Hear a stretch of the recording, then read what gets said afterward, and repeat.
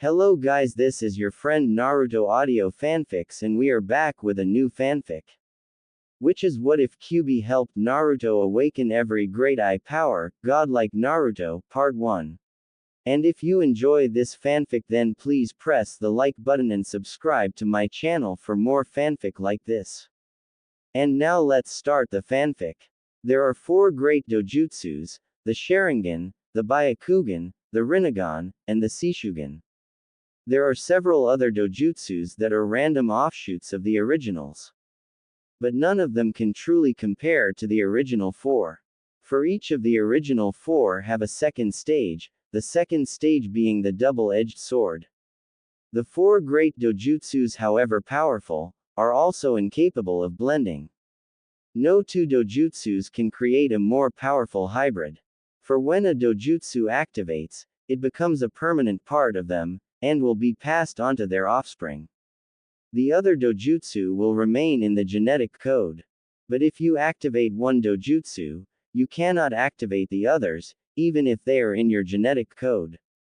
Each dojutsu has a strength and power that rivals the others. The Sharingan, dojutsu of the Uchiha clan, capable of copying any ninjutsu, genjutsu, or taijutsu, predicting movements before they happen, being able to hypnotize one's opponent through mere eye contact, a limited ability to see various chakra types through colors. But its greatest strength lies in its second stage where it gains its 4 Haijutsu. The Mangekyo Sharingan Eye, the epitome of the Sharingan cycle, capable of using the black flames of Amaterasu, the eternal illusion Tsukuyomi, the unstoppable warrior Susanoo, and the raging vortex Kamui. But to gain the Mangekyo Sharingan, you must kill the one that means the most to you, whether it is your friend, sibling, parent, or lover.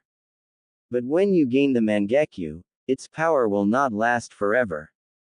Gaining the Mangekyo causes the user to slowly go blind. Using the Mangekyo even once will accelerate the process. The only one to ever find a way around this was Madara Uchiha. So desperate to keep the power of his almighty eyes, he murdered his younger brother and placed his brother's eyes in his own. His power remained, but he never went blind again, becoming the first Uchiha immortal. The Byakugan, dojutsu of the Hyuga clan, capable of seeing chakra in all of its forms at a much higher level than the Sharingan, seeing things at a telescopic vision, seeing through solid objects, and seeing around oneself at a near, full 360 degrees. Like the Sharingan, the Byakugan's greatest strength lies in its second stage. The Raken Byakugan, the epitome of the Byakugan cycle, capable of using the heavenly archangel, the punishing penance, and the hellish wrath. But to obtain the Raken Byakugan, you must watch as the one closest to you dies, no matter whom it is. You must watch as the life leaves their eyes forever. Controlling the Raken Byakugan is a difficult endeavor. Your personality becomes split into 4, the original personality, the heavenly personality, the punishing personality, and the hellish personality. Allowing any of them to gain control outside of one's consent would force the original personality to forever wander purgatory. But using the eye slowly causes the 4 personalities to become one, but becoming one causes the personalities to die, and never be allowed to be reincarnated. The only way to avoid this is to defeat all 3 of the new personalities in one's own mind. Only one has ever achieved this, her name was lost to history. But she did not want the Hyuga clan to ever control this power. She made sure that all future generations of Hyuga were cold and detached to prevent them from ever being close to anyone. The Rinnegan, dojutsu of the Uzumaki clan, capable of using all of the elements, causing a corpse to be able to move again under the identity of the Rinnegan user, and allows one to create the 6 paths of Preta, Naraka, human, Deva, Asura, and animal. Each path having his or her depends on the body that the Rinnegan user uses for those paths' own specialty, can also turn deceased animals into a form of summon, the deceased animal will change and warp to become a better tool for what it was intended for. Like all of the four great dojutsus, the Rinnegan has a more powerful second stage. The Akuma Rinnegan, the epitome of the Rinnegan cycle, capable of using the sub-elements, including Hyoten, Mokuden, and Yoden, as well as all the other sub-elements.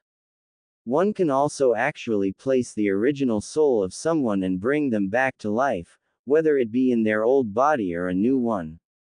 To obtain the Akuma Rinnegan you must kill the person who despise the most, no matter who it is. The Akuma Rinnegan's power comes at a price however. By gaining the Akuma Rinnegan you no longer need to eat, drink, sleep, or do any other necessities of humans, but if you do not, then you slowly begin to wither away into nothing more than a crippled pile of flesh, waiting for someone to either kill you or wait until your imminent demise. The only one to find a way around this was the Sage of Six Paths. When he was near the crippling point, he reabsorbed the power of his six paths, no longer being crippled, but being in the perfect body for one his age. He had only one child, but he wanted to make sure that the knowledge of how to gain the second level was lost to time. He left knowledge of only the Rinnegan, not the Akuma Rinnegan. His last surviving remnants were Kushina Uzumaki, and Nagato Uzumaki. The Shishugan, dojutsu of the Namikaze clan, capable of using pure chakra to a much higher extent than a regular shinobi, they usually become incapable of using any element outside of their natural affinities. It can force chakra to take different forms, ranging from that of a shield, a sword, or even a seal. A Shishugan is also capable of recognizing and breaking down seals so long as chakra has been applied to said seal. All shinobi are capable of using pure chakra like one would use a sword or kunai, but with the Shishugan it becomes second nature to them. Just like the rest of the four great dojutsus, the Shishugan has a second stage, the Kurai Shishugan.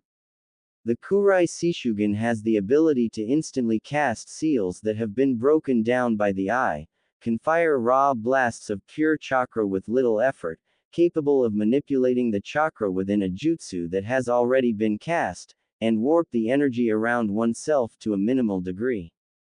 To awaken this stage you must watch the person you despise most die, watch as the last trace of life exits their body. The curse of this stage is that you are forever condemned to remember the faces of everyone you have killed or seen die, haunting your nightmares forever. To forget these haunting memories, and prevent yourself from going insane, you must learn to let go of the past and find solace.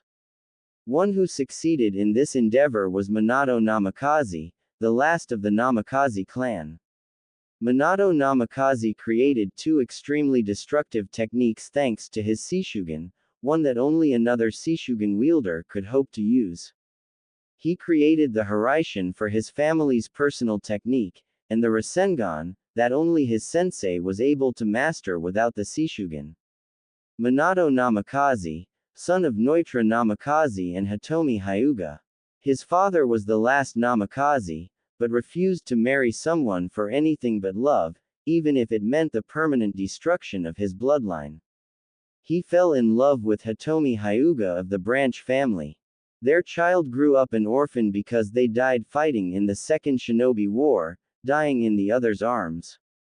Minato Namikaze activated his father's bloodline, but refused to marry for anything but love, for the same reasons as his father. He fell in love and married Kushina Uzumaki, the last of the Uzumaki clan. Kushina Uzumaki, daughter of Madara Uchiha and Kasari Uzumaki. Kushina was a child born from rape. After her father had been exiled from Konoha, he went to Whirlpool to start anew. He was so enveloped by rage that when a woman, Kasari Uzumaki, asked if there was anything she could do to help him, he broke her arms and legs before he raped her. When Kushina was born, her mother died in childbirth. Kushina never was able to activate either of her dojutsu, as the clan heiress she was never put into life or death situations. She didn't know anything about her father until he came to find the child he knew was born there. When she discovered how she was born, she was enraged and disgusted. She used the skills she learned as an Uzumaki and sliced out her father's left eye. Her father wiped out Whirlpool and the Uzumaki clan, leaving only her alive. But before he left, he placed a seal on her. She could pass on her dojutsu, but she would never activate them. Only a Mangekyo Sharingan, wielded by a seal master, could ever remove the seal. She went to Konoha where she fell in love with and married Minato Namikaze. The two were on the same genin team, they were unstoppable together. They made friends with the clan heirs. Kushina would talk and hang with every one of her classmates, but Kushina absolutely refused to go near Fugaku Uchiha. All she saw in Fugaku was Uchiha. She did not realize that Fugaku was nothing like Madara. When everyone including Fugaku asked why she did not like Fugaku, she explained with great detail. She explained how her father raped her mother, how she was made the last of her clan because of her father's genocide on the village. When the story was done, Fugaku Uchiha, the heartless genius, broke down crying on his knees begging for her forgiveness for his relatives' misdeeds. Realizing that Fugaku and Madara were nothing alike, she accepted his apology and they all became great friends. When Kushina and Minato married, not even a month later Minato was named the Yondaime, and not even 2 months afterwards, Kushina declared that they were expecting a child, as were every one of their friends. They couldn't be any happier. Clan alliances were made between all of them. They called themselves the Clan Heads 9. They all were going to have children around the same time, they sort of planned it out that way. 9 months after the declaration, only Kushina and Hiyashi's wife had not yet had their children. It was on this day that the Kyūbi attacked the village, under orders from Madara Uchiha. The only way to stop the Kyūbi was to seal the demon, and the only thing that could hold the demon was a newborn child, and the only newborn that day was Naruto Uzumaki Namikaze. After the sealing, Minato died. Kushina was left in a coma, protected by the most trusted Hyugas. And Naruto became the unwilling host of the very demon his grandfather sent to destroy the village. This is where our story begins. Naruto Uzumaki had the capability to activate the Rinnegan, the Sharingan, the Byakugan, or the Shishugan, but because of Kyūbi's chakra unintentionally leaking into his system, it stunted every possible chance for Naruto to activate his bloodlines. It remained his way.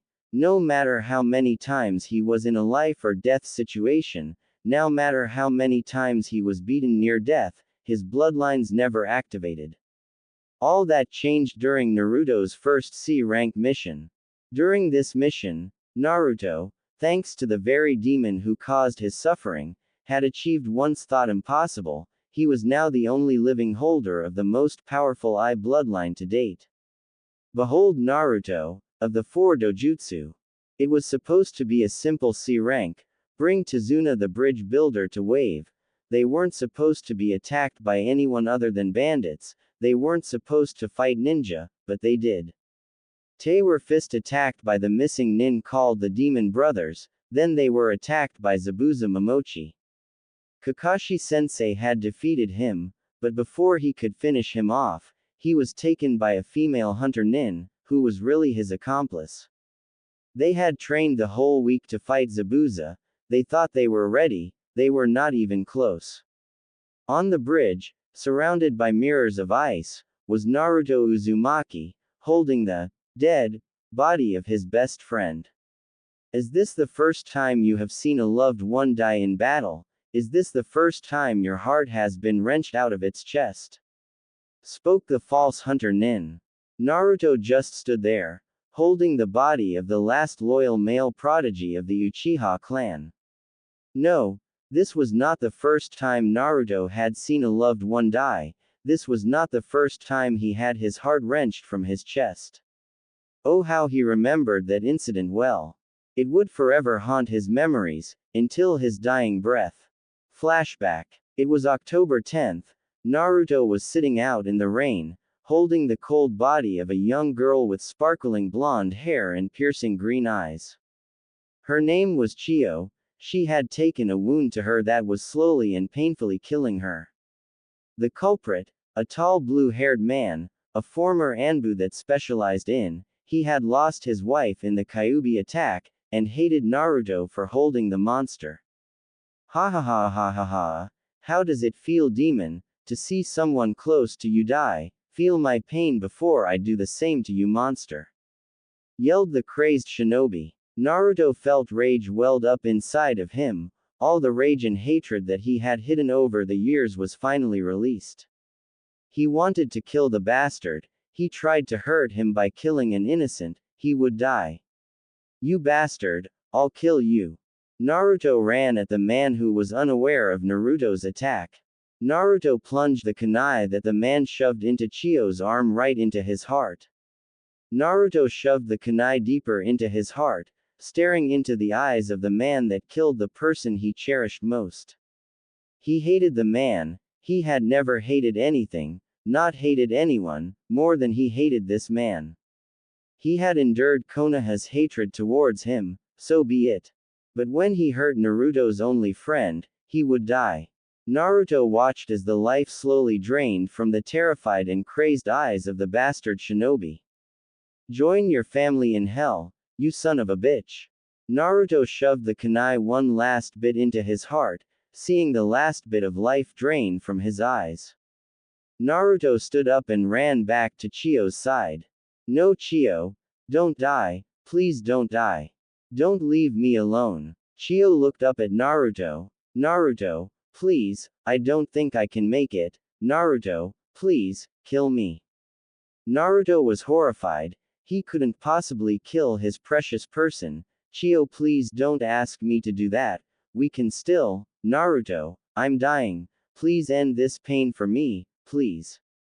Naruto couldn't believe what Chiyo was asking him to do, but she was in pain. He couldn't stand that. So with great reluctance he raised the blood-stained kunai, Kami-sama, forgive me, and plunged it into her heart to give her a quick death. Naruto-kun. Naruto turned to see Chiyo's beautiful green eyes, seeing the life drain from them. Let me look into your eyes, let me have the sight of our eyes be the last thing I see. Naruto never turned away, granting Chiyo her final wish. He watched as the life drained from his most cherished person, the one he had killed, to end her pain. Naruto swung his head back and roared to the thunder clouds as the rain pelted his tear-stained face. No. The lightning crashed around them as he roared in despair. Naruto, at 11 years old, would never forget what he had done. It would haunt his nightmares, forever. Flashback Kai. And now here he was, holding his precious person, just as he had held Chiyo not even a year ago. He could feel the white-hot tears flowing down his face as the red chakra bubbled around him. He could feel the cold lifeless body of his self-adopted brother and rival. How he wanted to have the power to hurt the damn hunter bitch, how he wanted her to suffer for killing his brother. Little did he know, at that very time, the very demon that caused the damn villagers to hate him so much, was granting his wish. Mindscape. Same time, Kyūbi, the heiress of the Kitsunes and the most powerful demon outside of the Kitsune clan leaders, was disgusted. She had been imprisoned in the boy for over 12 years. When she woke up not even minutes ago, she looked at her host's life. She saw every beating that he had endured because that thrice-damned Uchiha had forced her to attack a village that she held no quarrel with. They condemn a child for something he did not control, all because of me. Kyūbi sobbed to herself, loathing herself for hurting such an innocent soul. I will make it up to him, but how? Kyūbi thought perhaps she could give him a bloodline, but that would cause him to become a Hanyu. She sobbed even harder, hating herself for not being able to make it up to her. She then noticed something. She looked at his family history. she then had the biggest foxy grin on her tear-stained face. I just may have found a way to start making up my debt to you, Naruto-kun. Where did the kun come from? Deciding to leave that thought for later, she activated the bloodlines of Naruto, the 4 great dojutsus, and gave them a way to be compatible at last. But she was not done there. She made sure that Naruto had all the power he could get from the dojutsus, feeling that if anyone deserved their power, it was Uzumaki Naruto. She regrettably decided to make Naruto physically relive the memory of his friend's death, to activate the final stages. Naruto-kun, please forgive me for causing you this pain. I feel my debt to you will never be repaid, but I will do whatever I can to make your life better. Knowing that each dojutsu had a downside, she flooded the prepared product with her chakra to purify them. Well, I may have been able to keep himself from making it impossible to use the eyes, but they will still have their downsides. At least the downsides are now only chakra-based. Being satisfied with her finished project, she painfully began the activation process. Naruto-kun, I hope you can find it in your heart to forgive me for the pain I am about to cause you. She then began the process, never noticing that her tampering broke the seal that bound her. Back with Naruto. As Naruto was crying, he began to feel pain in his eyes and forehead. It started out small, then erupted into a pain far worse than any beating he had ever endured. He felt his eyes burning. He felt his forehead cracking in 2 places, both of them right above his eyes. He felt the flesh split and blood pour down his face. He clutched his forehead and felt the flesh surround 2 holes in his forehead like they would an eye socket. He then touched the inside of the holes and felt the blood forming together, solidifying, forming some sort of flesh object. He screamed in pain as his own chakra mingled with the red chakra that he knew was the 9-tailed fox's. He did not notice the chakra coming together nearby him as it began to form a solid object, an object very human-like. All he felt was insurmountable pain. He heard tears of what sounded like sorrow, and he then felt himself be embraced from behind by a pair of arms. He felt the pain slowly die down until it was non-existent. He turned around to see the face of possibly the most beautiful woman he had ever seen. He finally looked down into his puddle of tears and blood to see his reflection, seeing a 4-eyed blonde staring back at him. Naruto of the 4 dojutsus was born. Finally, I had some writer's block in how Naruto can use all 4 of the eye techniques, with different drawbacks thanks to Kyūbi's tampering. Naruto could not believe it. Where once he had 2 eyes, he now had 4 eyes. How did that happen? He did not have time to ponder this thought anymore because he sensed a series of projectiles coming in from his left and right sides. He jumped up and knocked the Senbon away. Wait, he knocked the Senbon away. The class Dobi who could not even hit the center of the target at the academy, had knocked away a Senbon. I do not know how you managed to do that, but it won't help you. I will fulfill my purpose to Zabuza-sama. Haku then placed her hand in a half-Tora seal and sent hundreds of ice needles in Naruto's direction. Seeing no way to dodge, he hunkered down and waited for the onslaught. It never came. He looked up to see a young redhead probably only a year older than him. Her body was riddled with the needles that had almost hit him. You bitch. Naruto felt his rage boil. He turned to the one known as Haku, but before he could move a single inch, the ice in the mirrors shattered. What just happened? Naruto could not be any more confused. First he blocks a bunch of Senbon before he even sees them, then he apparently shattered a Kekkei Genkai just by looking at the user. What's next? Black flames from his eye. How the hell did I do that? With Kakashi and Zabuza, they had both seen what Naruto did. Kakashi was wondering what Naruto could possibly have done to shatter a Kekkei Genkai. Zabuza was incredibly confused. How did this Gaki defeat his daughter's Kekkei Genkai? They stared at Naruto until he looked up in their direction. When they saw his face, they were creeped out and amazed. Naruto now had 4 eyes, each one was different. In Naruto's eyes were the 4 great dojutsu. In the eye above his original right eye was the Sharingan, in the eye below his Sharingan was the Shishugan, his original left eye was now the white of the Byakugan, and the eye above his Byakugan, he had no idea what it was, but it had a single small black pupil and was surrounded by various rings. He thought perhaps someone else would know about it once they got back to Konoha. But why the hell did Naruto have the Shishugan? The only person he knew of who possessed that eye was. Realization dawned on him, Minato-sensei. Zabuza was confused as hell. Haku could never be defeated by a lowly genin. Nobody could break her Kekkei Genkai, it just wasn't feasible. Zabuza stared at the kid and finally realized what the hell happened.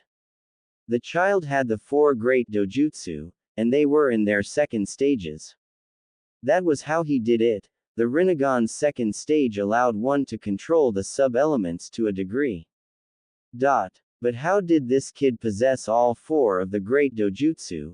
Anyone who had heard the legends of the dojutsu knew they were incompatible. He stopped pondering this when he saw the child turn to the now terrified Haku. No, he would not let his daughter be harmed, his missing nin bravado, no one hurts his daughter. He rushed towards the boy to protect his child. Back with Naruto. Naruto turned his head to the now terrified girl and walked towards her. When he was only a step away he felt someone come at him. Completely on instinct he raised his arm and charged chakra into it, stopping what appeared to be a heavily used guillotine. He turned his head to see Zabuza, but he then turned back towards Haku. The strange thing was when he looked into her eyes he saw the truths about her. He saw that Sasuke was not dead. He released the guillotine and shoved Zabuza back by pushing the sword. He walked over to the red-haired girl and lifted up her injured form bridal style, causing her to blush a Hinata-style red. Apparently she liked him. Yes, Naruto knew that Hinata liked him, and he himself liked her back, but he was afraid of what people would do to her if she was dating the Kyūbi brat. Naruto began walking towards Kakashi-sensei when he heard clapping. He turned his head to see a short portly-looking man standing in front of what seemed to be about 300 thugs, carrying weapons from axes to katanas. Well, it seems that the so-called demon of the mist can't even beat some 4-eyed genin freak. No matter. My thugs should be able to kill all of you. The one Naruto assumed as Gato then sent a lecherous grin towards the 3 girls on the bridge. But I think I'll keep the little girls, they would definitely prove an exotic. The rest of the thugs licked their lips in anticipation to possibly rape the girls. Oh, by the way, Tazuna, you might want to hand yourself over, especially when I have this. Gato pointed behind him to see Tsunami being dragged up with her son, both in chains. Naruto was about ready to run forwards when he stopped to think. I need a plan. How can I get them out of there if they are surrounded by over 300 thugs? But what, if only I could take out all those thugs without hurting Tsunami or Inari. Naruto's thoughts were answered when he started to feel a stinging in his top right eye. He looked at the thugs. He saw Kakashi looking at him with a wide eye. But when he looked at the thugs he saw what appeared to be a swirling mass pulling anything it could grip into it. The thugs started lifting off the ground before they were brought right into the vortex where they were shredded. He saw the blood pour out of the vortex. This continued until only Gato, Tsunami, and Inari were left on the bridge. What the did you do to my men, you? Gato had looked directly to Naruto who was running right at him, followed by a very pissed of Kubiriki wielding Zabuza and a Chidori charged Kakashi. Gato did not even have time to blink. He was kicked up in the air by Naruto. He did not reach the ground before Zabuza leapt up in the air, cutting him in half at the hip.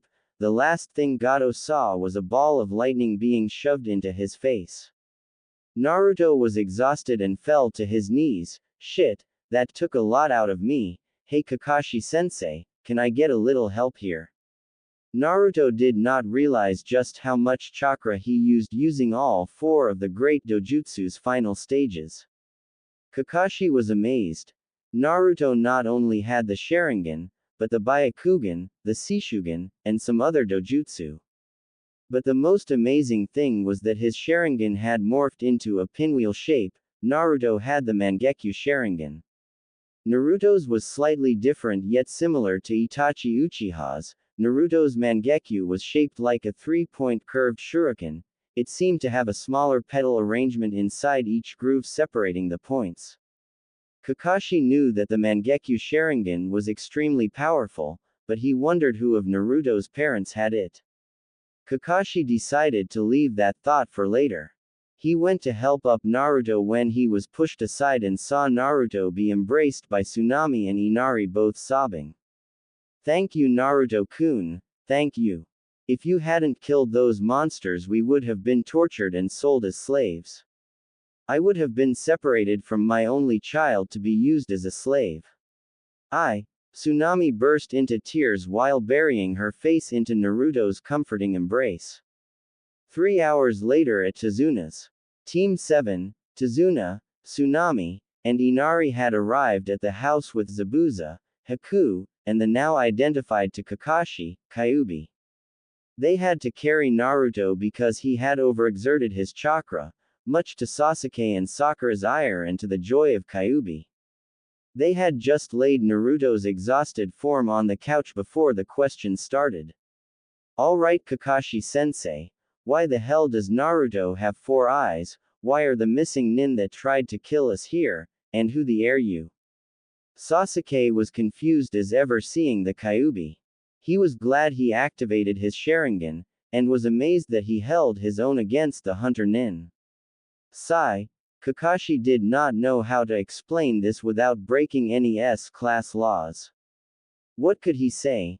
Naruto has all 4 of the great dojutsus because he had the Kyūbi sealed inside of his body. Oh yeah, that wouldn't be breaking any laws. Just as he was about to speak, Kyūbi decided to talk. "Kakashi-san, I will explain, you can't reveal some of the information that they need."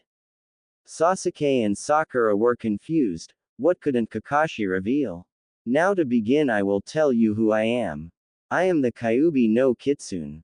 Everyone but Kakashi was surprised at this. Here, standing in front of them was the very demon that had destroyed their village. But she seemed so gentle and kind. "I am sorry for what I did over 12 years ago. I was not myself, and Uchiha by the name of Madara, he used the power of the eternal Mangekyo to gain temporary control of me and forced me to attack the village. I was imprisoned inside Naruto by your Yondaime. I never wanted to attack the village. I woke up after 12 years and viewed my host's life. How can humans treat their young so horribly? He was beaten to death on his 5th birthday. How can they be so cruel?" Kyūbi was sobbing with her face in her hands. Tsunami was trying her best to comfort her. Sasuke and Sakura were appalled. If Naruto was treated that badly, then why weren't there any scars?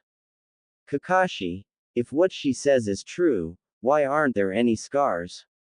questioned Tazuna, appalled that someone could do something so despicable to a child. "The reason Naruto wears that jumpsuit is because it was layered with hundreds of genjutsu seals that never fade thanks to the special cloth in it. Naruto has scars covering every part of his body. He has been beaten by most of Konoha's population." Sasuke and Sakura were appalled. Naruto endured that. They went to Naruto's sleeping form and removed his bright orange jumpsuit. When they finished removing it, a shimmer went across Naruto's sleeping form to show hundreds of scars covering his whole body. Where Naruto's whisker marks were, there was a large scar in each place, carved in by a sharpened kunai knife.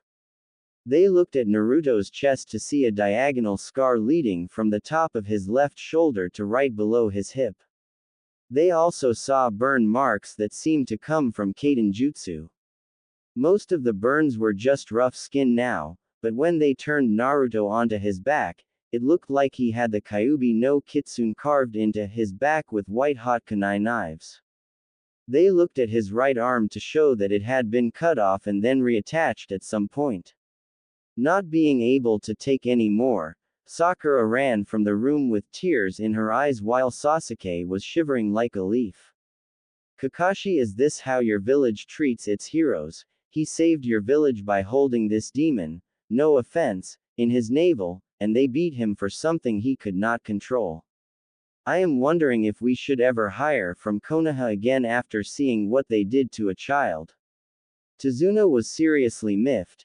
Here was a child no older than 12 that had been beaten because he was a prison for a monster, narrow-minded. Grung.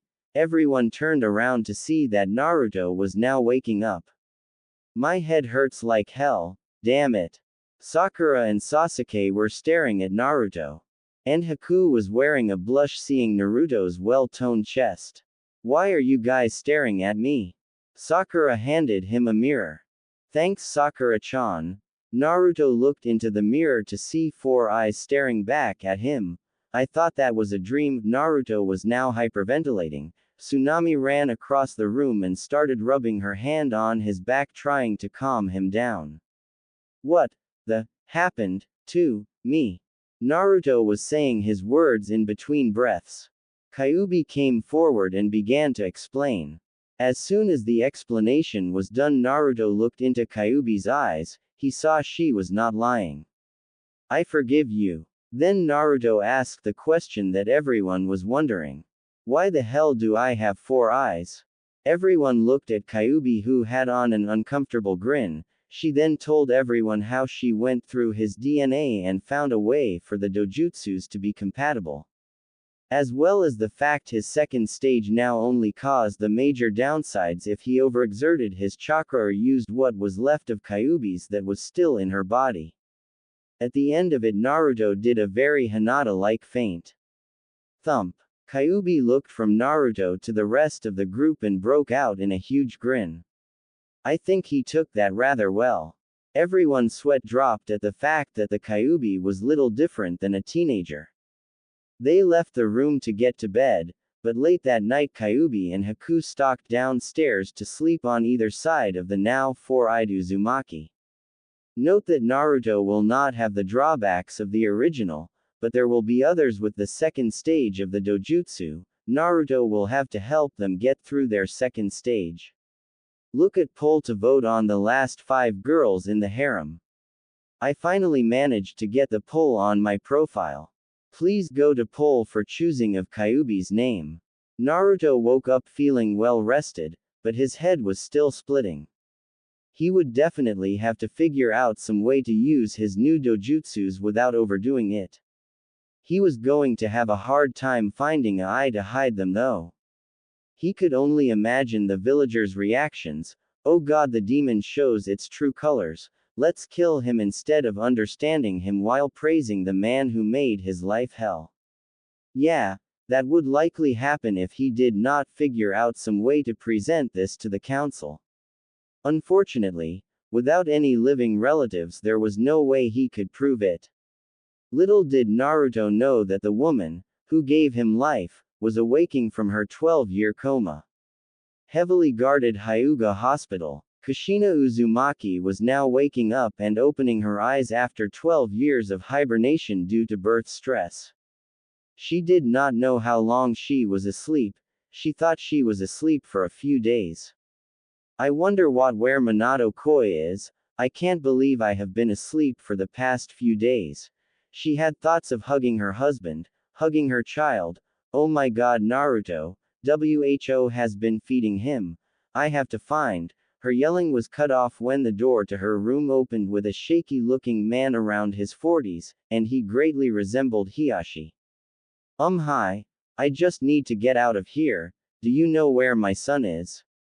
He was born a few days ago and I was wondering if, could you please stop staring at me? It's kind, Kushina.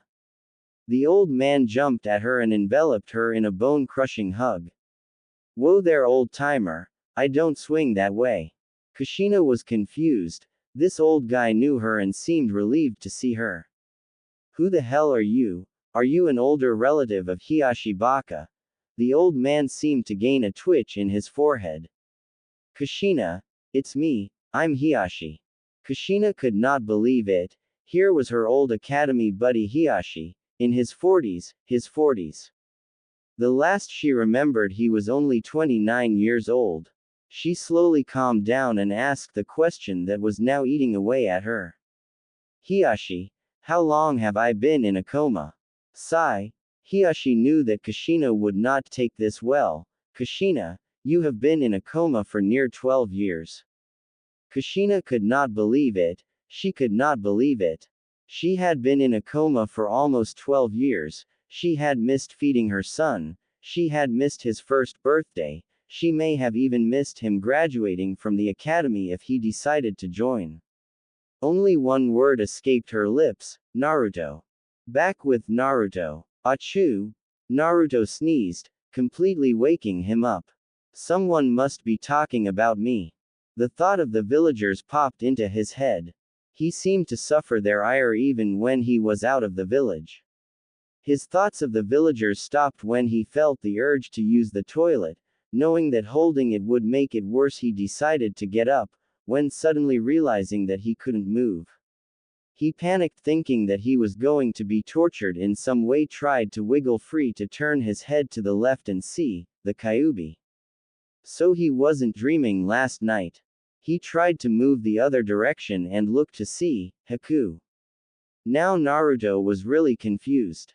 He had no idea what to do in this situation. He had two extremely beautiful girls snuggling under his blanket right up to his chest.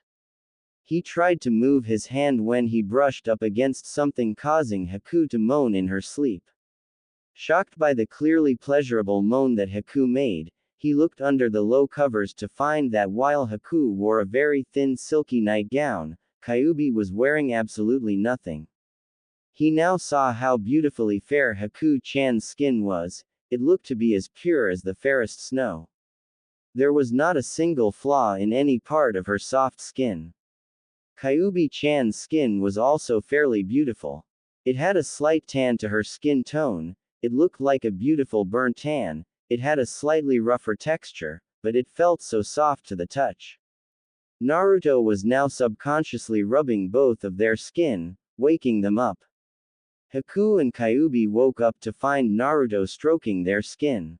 This knowledge caused them to blush before sending each other a mischievous grin. So Naruto thinks we feel nice, why don't we return the favor? Was the thought that both could see in the other's eyes. Naruto was unaware of what he was doing until he felt a hot breath on his ear coming from Haku. It sent such a pleasurable chill up his spine. Naruto-kun, does my soft supple flesh feel good to you? The clearly sensual question was made even more sensual by Haku grinding her hips into Naruto's thigh, eliciting an even louder moan from her. What about me, Naruto-kun? Doesn't my flesh? Kyūbi grabbed his hand that was rubbing her back and guided it too. Does my flesh please you? She guided it to her sternum right in between her impressive C-cups. She pushed his hand into both of her, causing her to release a moan filled with ecstasy. Don't we please you? Both girls asked with a very sensual lust-filled look in their eyes.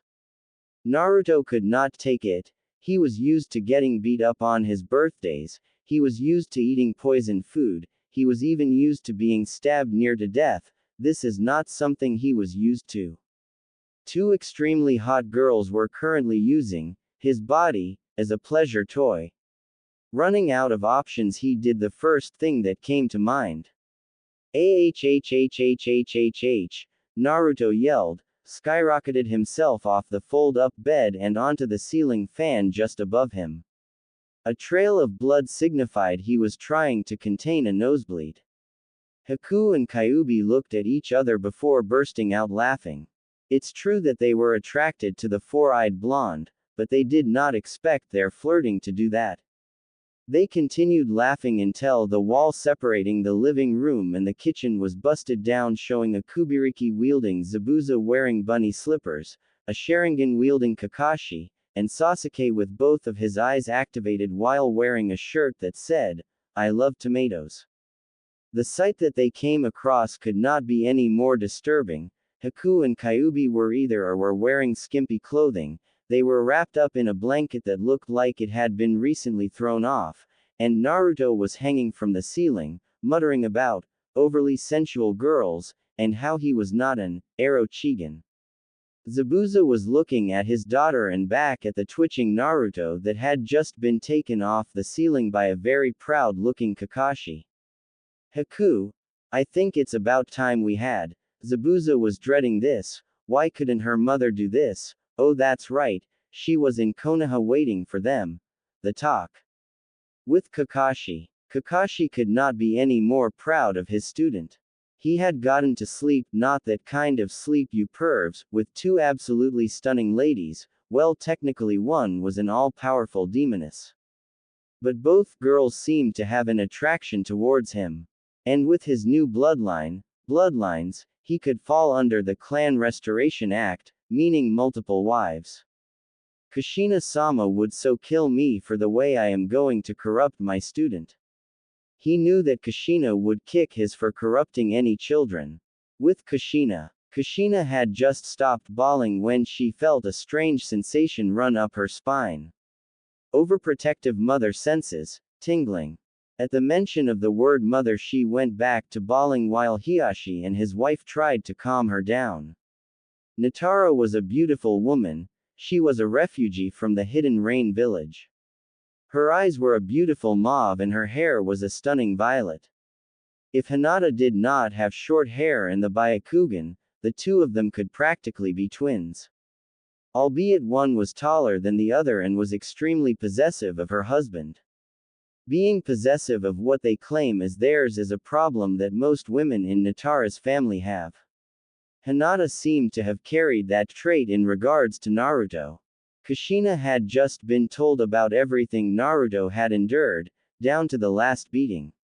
She could not believe that her son lived through all that. Why didn't you take him in, Hiashi? Why did no one take him in?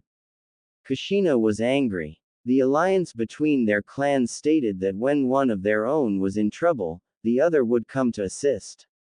Why did none of her friends take Naruto in? Kushina, we tried everything we could to adopt Naruto.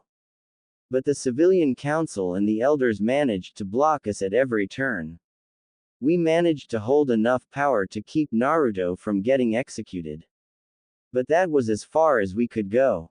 Kushina was now quivering in rage. The council tried to have my son executed.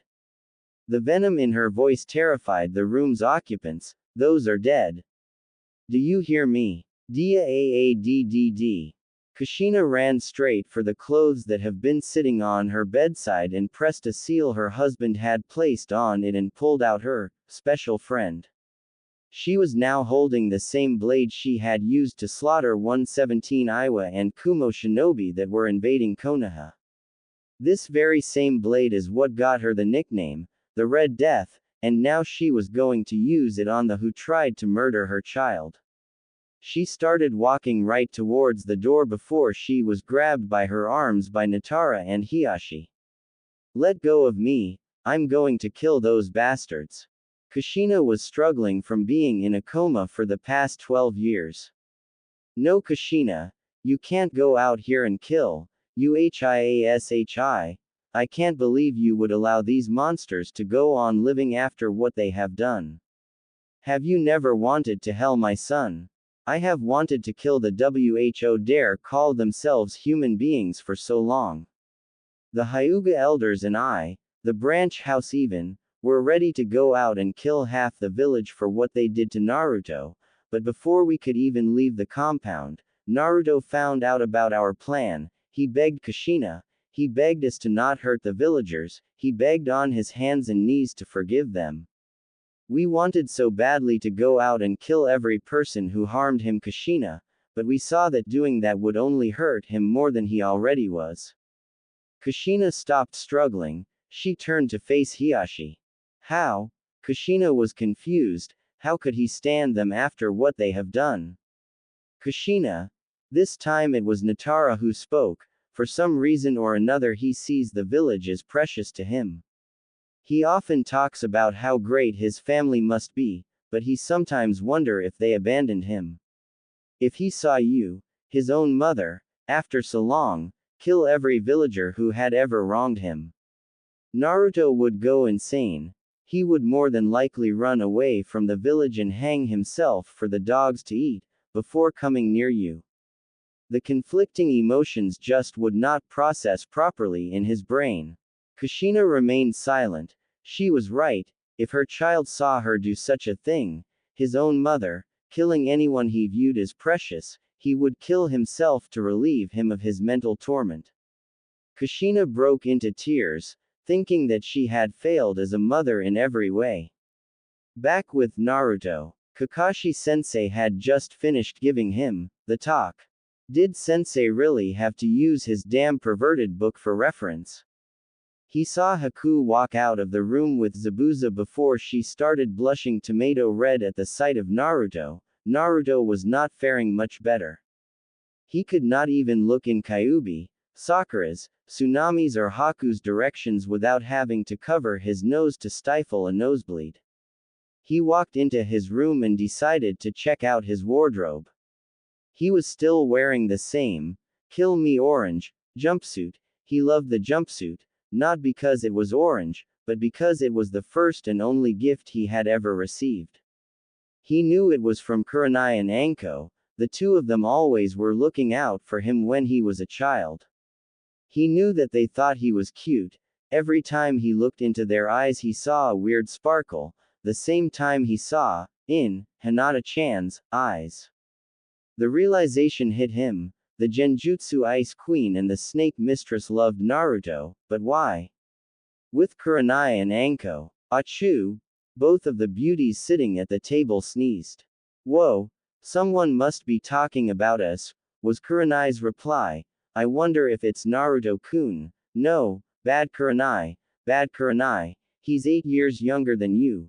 But still, Kurenai was depressed. She had fallen in love with Naruto when her and Anko made him that orange jumpsuit for him when he was 7. She was only 15 at the time, so she had no idea that spying on someone that young in the shower was a bad thing. When she heard about pedophilia happening on the other side of the village, she was ashamed of herself.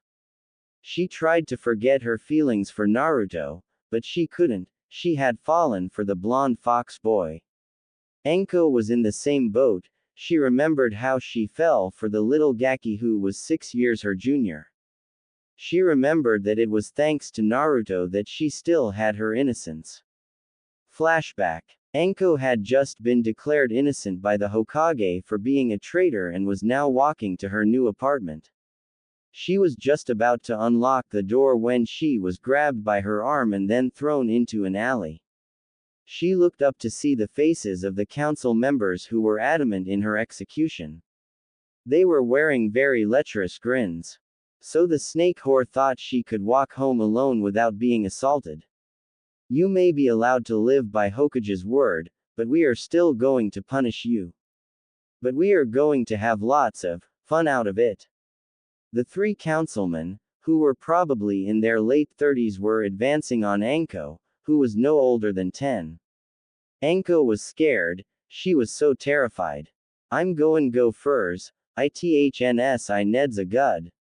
The fat and drunk council member started advancing on her faster, but before he could reach her he was tackled to the ground by a bright blonde flash. The blonde-haired street rat who seemed no older than 4 then proceeded to punch the councilman hard enough in the face to make some serious damage. You bastard. Smash. How?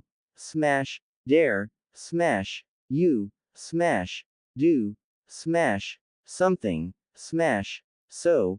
Smash. Disgusting. Smash. You. Smash. Lolicon. The blonde-haired Gaki then grabbed the councilman's hair and used his adrenaline-pumped body, threw the fatass across the alley into a bunch of garbage cans. Just as Naruto was about to go finish the fatass off, the other 2 councilmen ran towards him. Not wanting to see him get hurt, she grabbed a nearby trash can and threw it at their heads, forcing them to smash into the brick wall, killing them instantly. He started getting up before she saw that the blonde Gaki had been thrown across the alley with a kunai embedded right next to his heart. The fat counselor then ran over to her and grabbed her by her throat. I was goin' ta let ya live aftri ya, bttsms I ain't havin' that luxury, ani ls wers before I, ah. His sentence was see you off when the blonde Gaki sliced at his ankles forcing him to fall over. Anko had fallen down but was too in shock to move. The blown grabbed a nearby wrench that seemed too big for him to possibly pick up, but adrenaline does wonderful things. He then took a couple kunais and stabbed them into the portly mont's hands. Ah, plz ha ha have mercia. A kunai knife was shoved into his spine to keep him from squirming. You begged me for mercy when you were about to rape her. I got a news flash for ya, I'm all out of mercy. Die you bastard. Blondie raised the giant wrench above his head before he brought it down right on that asshole's head. Noocrunch. The wrench had crushed the guy's skull, but his body was still twitching. When Naruto realized what was going on and what he had done, he fell backwards, eyes wide open. Blondie was having trouble staying upright. Hey Gaki, thump, Gaki. Shit kid, don't you die on me, don't die, Anko was sobbing at this point. This Gaki, that did not even know her, was risking his life to save her innocence. Gurn, the blondie was opening his eyes. Yes, okay kid, my name's Anko, what's yours? His eyes were starting to flutter again. Gaki, what is your name? The blondie could barely speak. Naruto, my name is Naruto. Anko was relieved that the Gaki could speak. Okay good, now Naruto, I need you to stay awake for me, can you do that? Ank was scared beyond belief. The only things she had been taught by Orochimaru were combat jutsus. She did not know much about medical jutsu. Look Naruto, I am going to perform some first aid, this will hurt, okay? Naruto nodded for her to go ahead.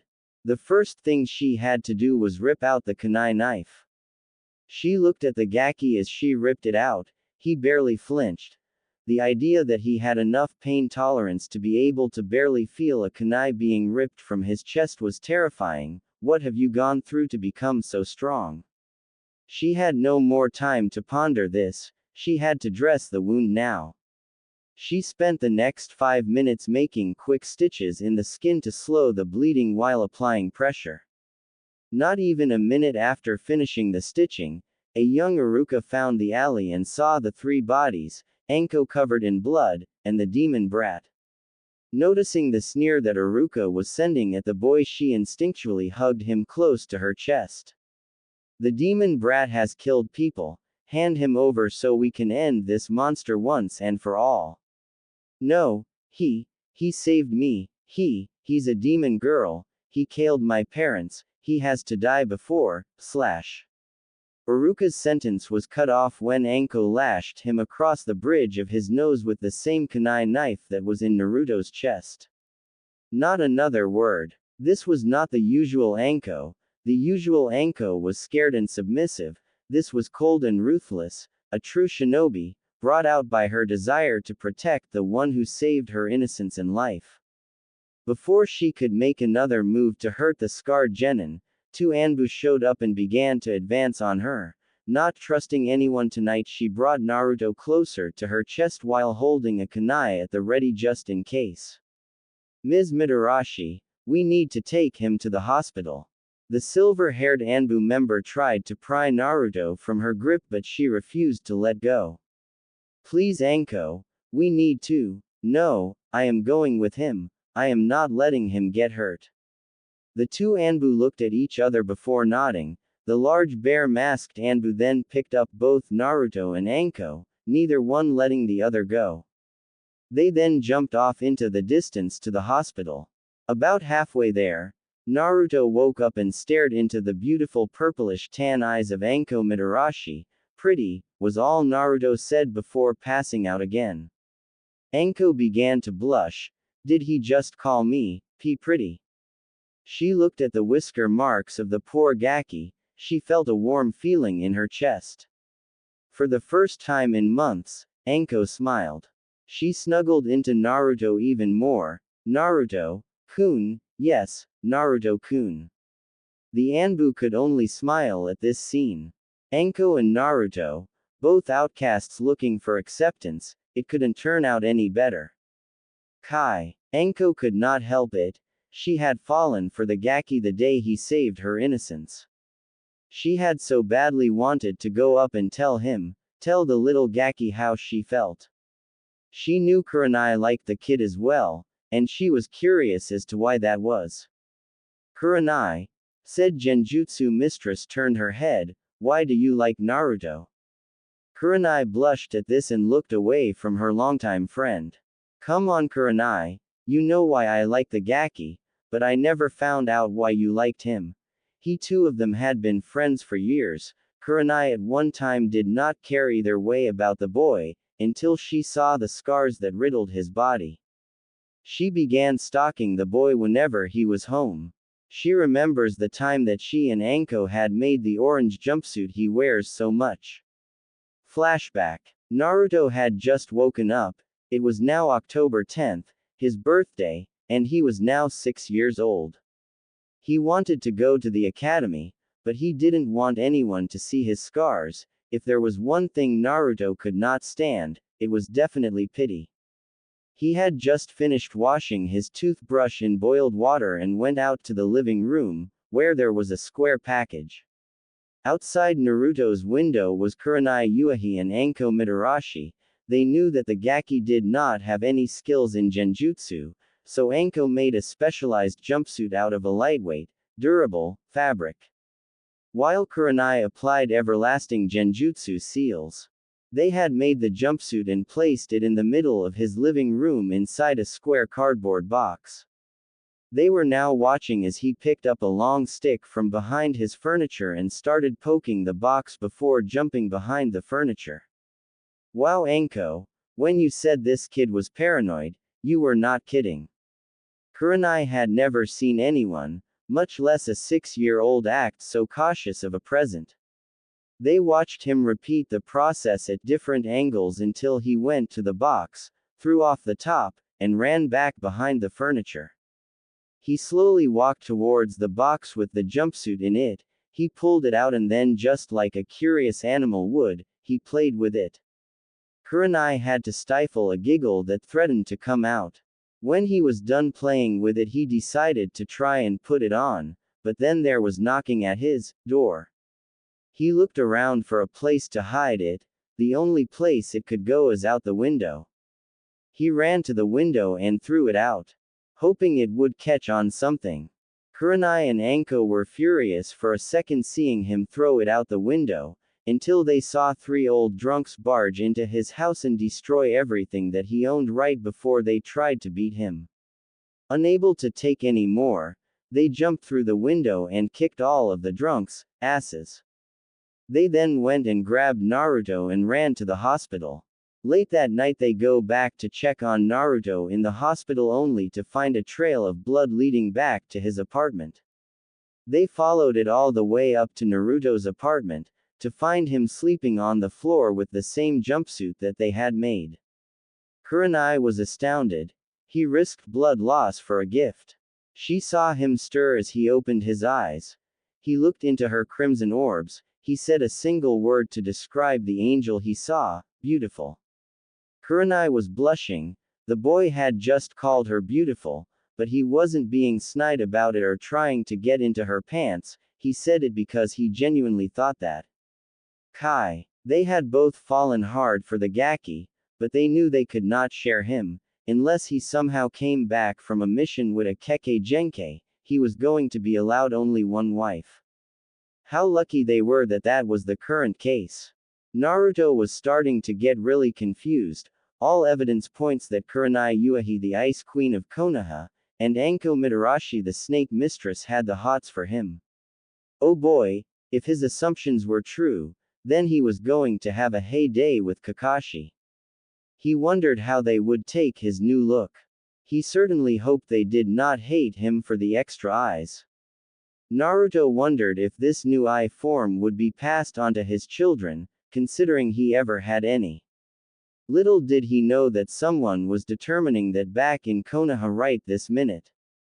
Hokage's office. The Sandaime was currently battling the second greatest enemy to mankind, a creature far worse than any experiment created by the traitorous snake Sanin, paperwork.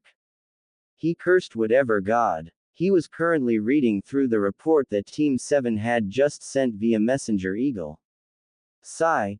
The Sandaime was wondering how the council was going to take this. Yes, the council was the greatest enemy to mankind, corrupted dumbasses. Once they got wind of the fact that a bloodline user was coming to Konoha, they would be demanding her use as a breeding stock. Not to mention the fact that the old war would be demanding that the Kyūbi be turned over to him. He was currently rereading the report on what happened to Naruto. He began rubbing his temples after he finished. I'm getting too old for this shit. Suddenly the door to his office was slammed open. Lord Hokage-sama, I apologize for interrupting you, but we have news on that blood sample Kakashi-san sent us.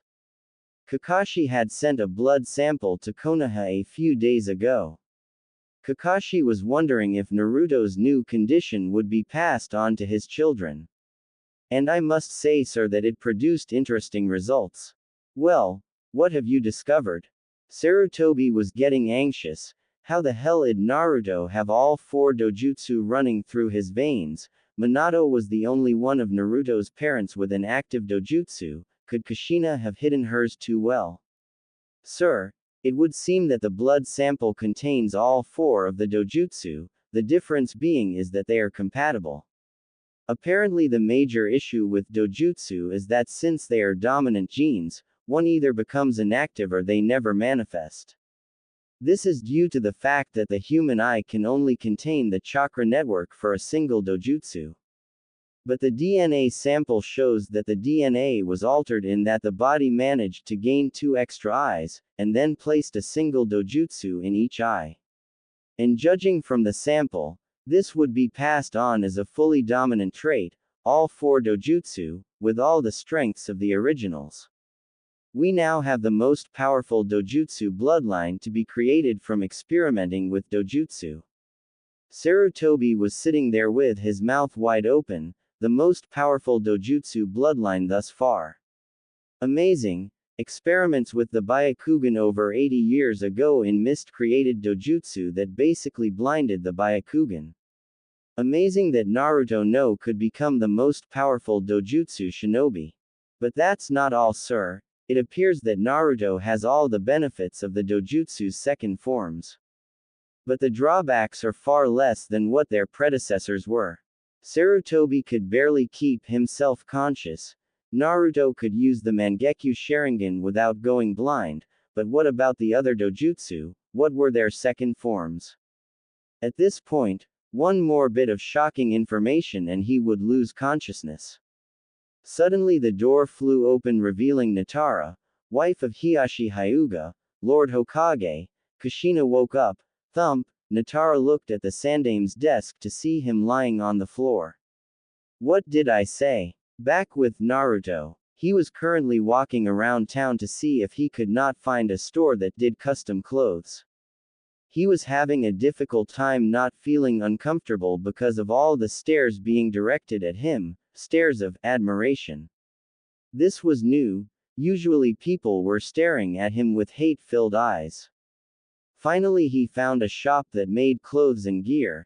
He walked inside to see various cloths, anything you could find from silk, to leather, to cotton. He was now looking at a high-density fiber when someone tapped him on the shoulder. He spun around to see a man by the age of about 30 looking at him. What can I help ya with, sonny? We make custom clothes here, so if ya can just tell me what you want and how much I can set something up for ya. The man had an aura around him that Naruto calmed down around. Aura? Shit, Naruto had to ask Kyūbi-chan about. Chan. Yeah, I was wondering if I could get this made. Naruto pulled out a sketch pad that had a drawing of a few sets of clothes. I would like 3 pairs of each. The materials I would like them made out of are on the page behind it. I would like the sketch pad back when you're done. How much will it cost?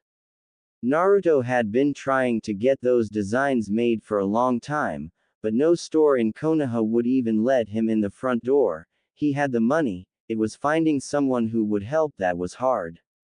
For the hero of Wave, I'll make M free. You saved our country and helped rid us of that monster Gato. Wave will forever be in your debt. The man gave a low bow as if Naruto were his master. Naruto could not believe it, he was the hero of Wave.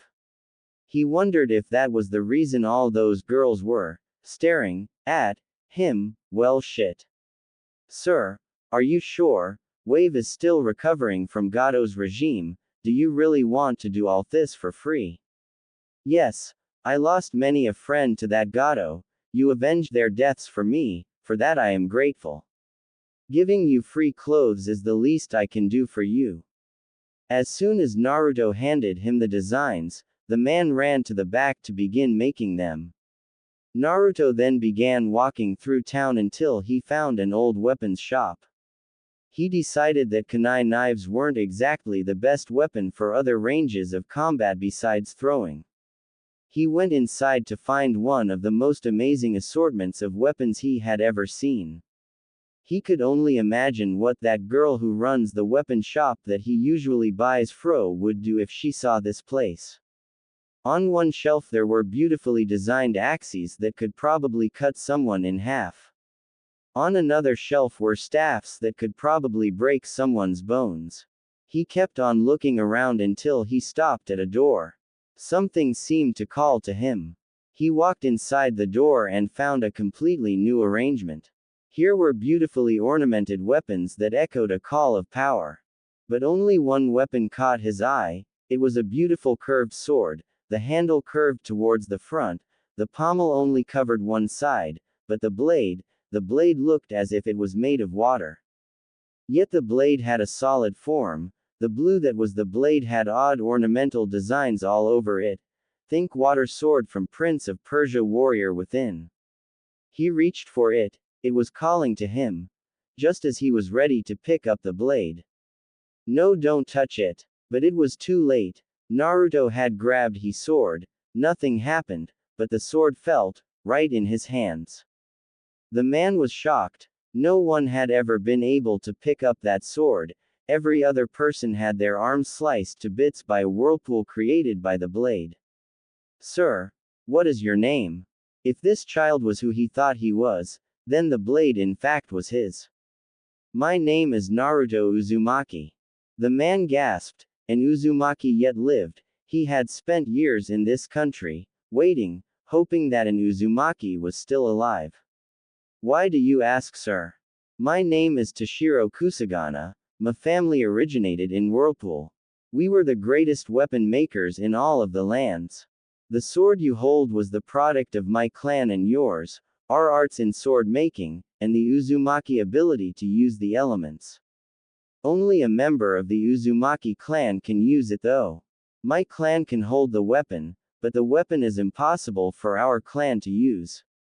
After Whirlpool's destruction, a few members of my clan left to Konoha. The last Uzumaki also went to Konoha.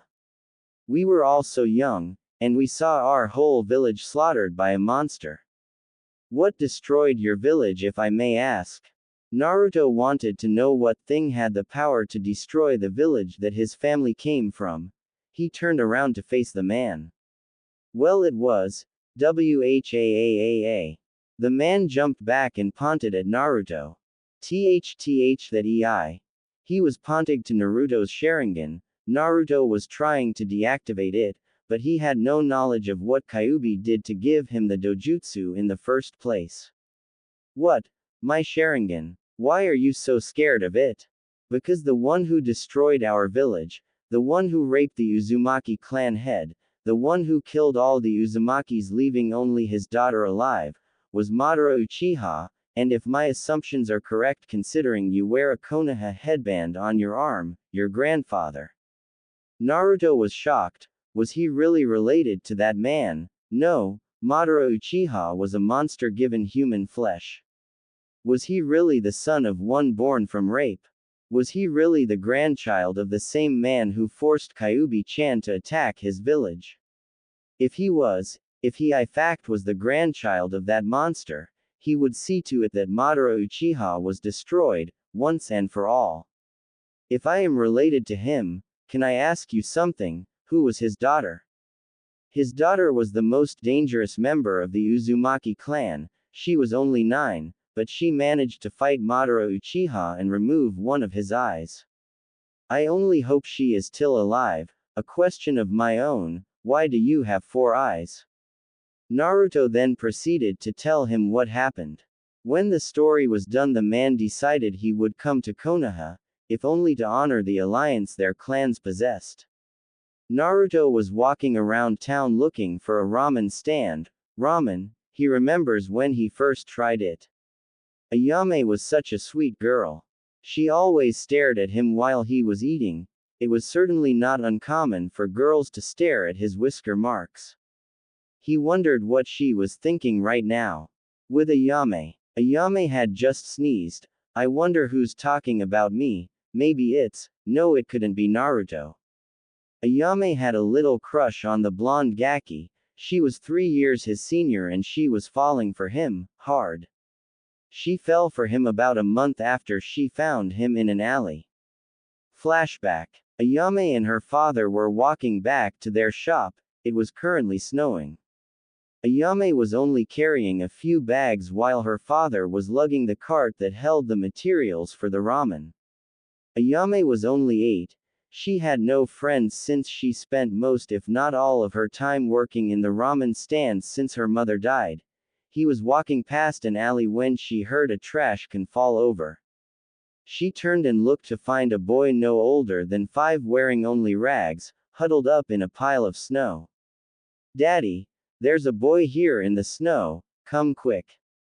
Her father ran to her side. They were only about 20 feet until they reached their stand, so he left the cart unchecked.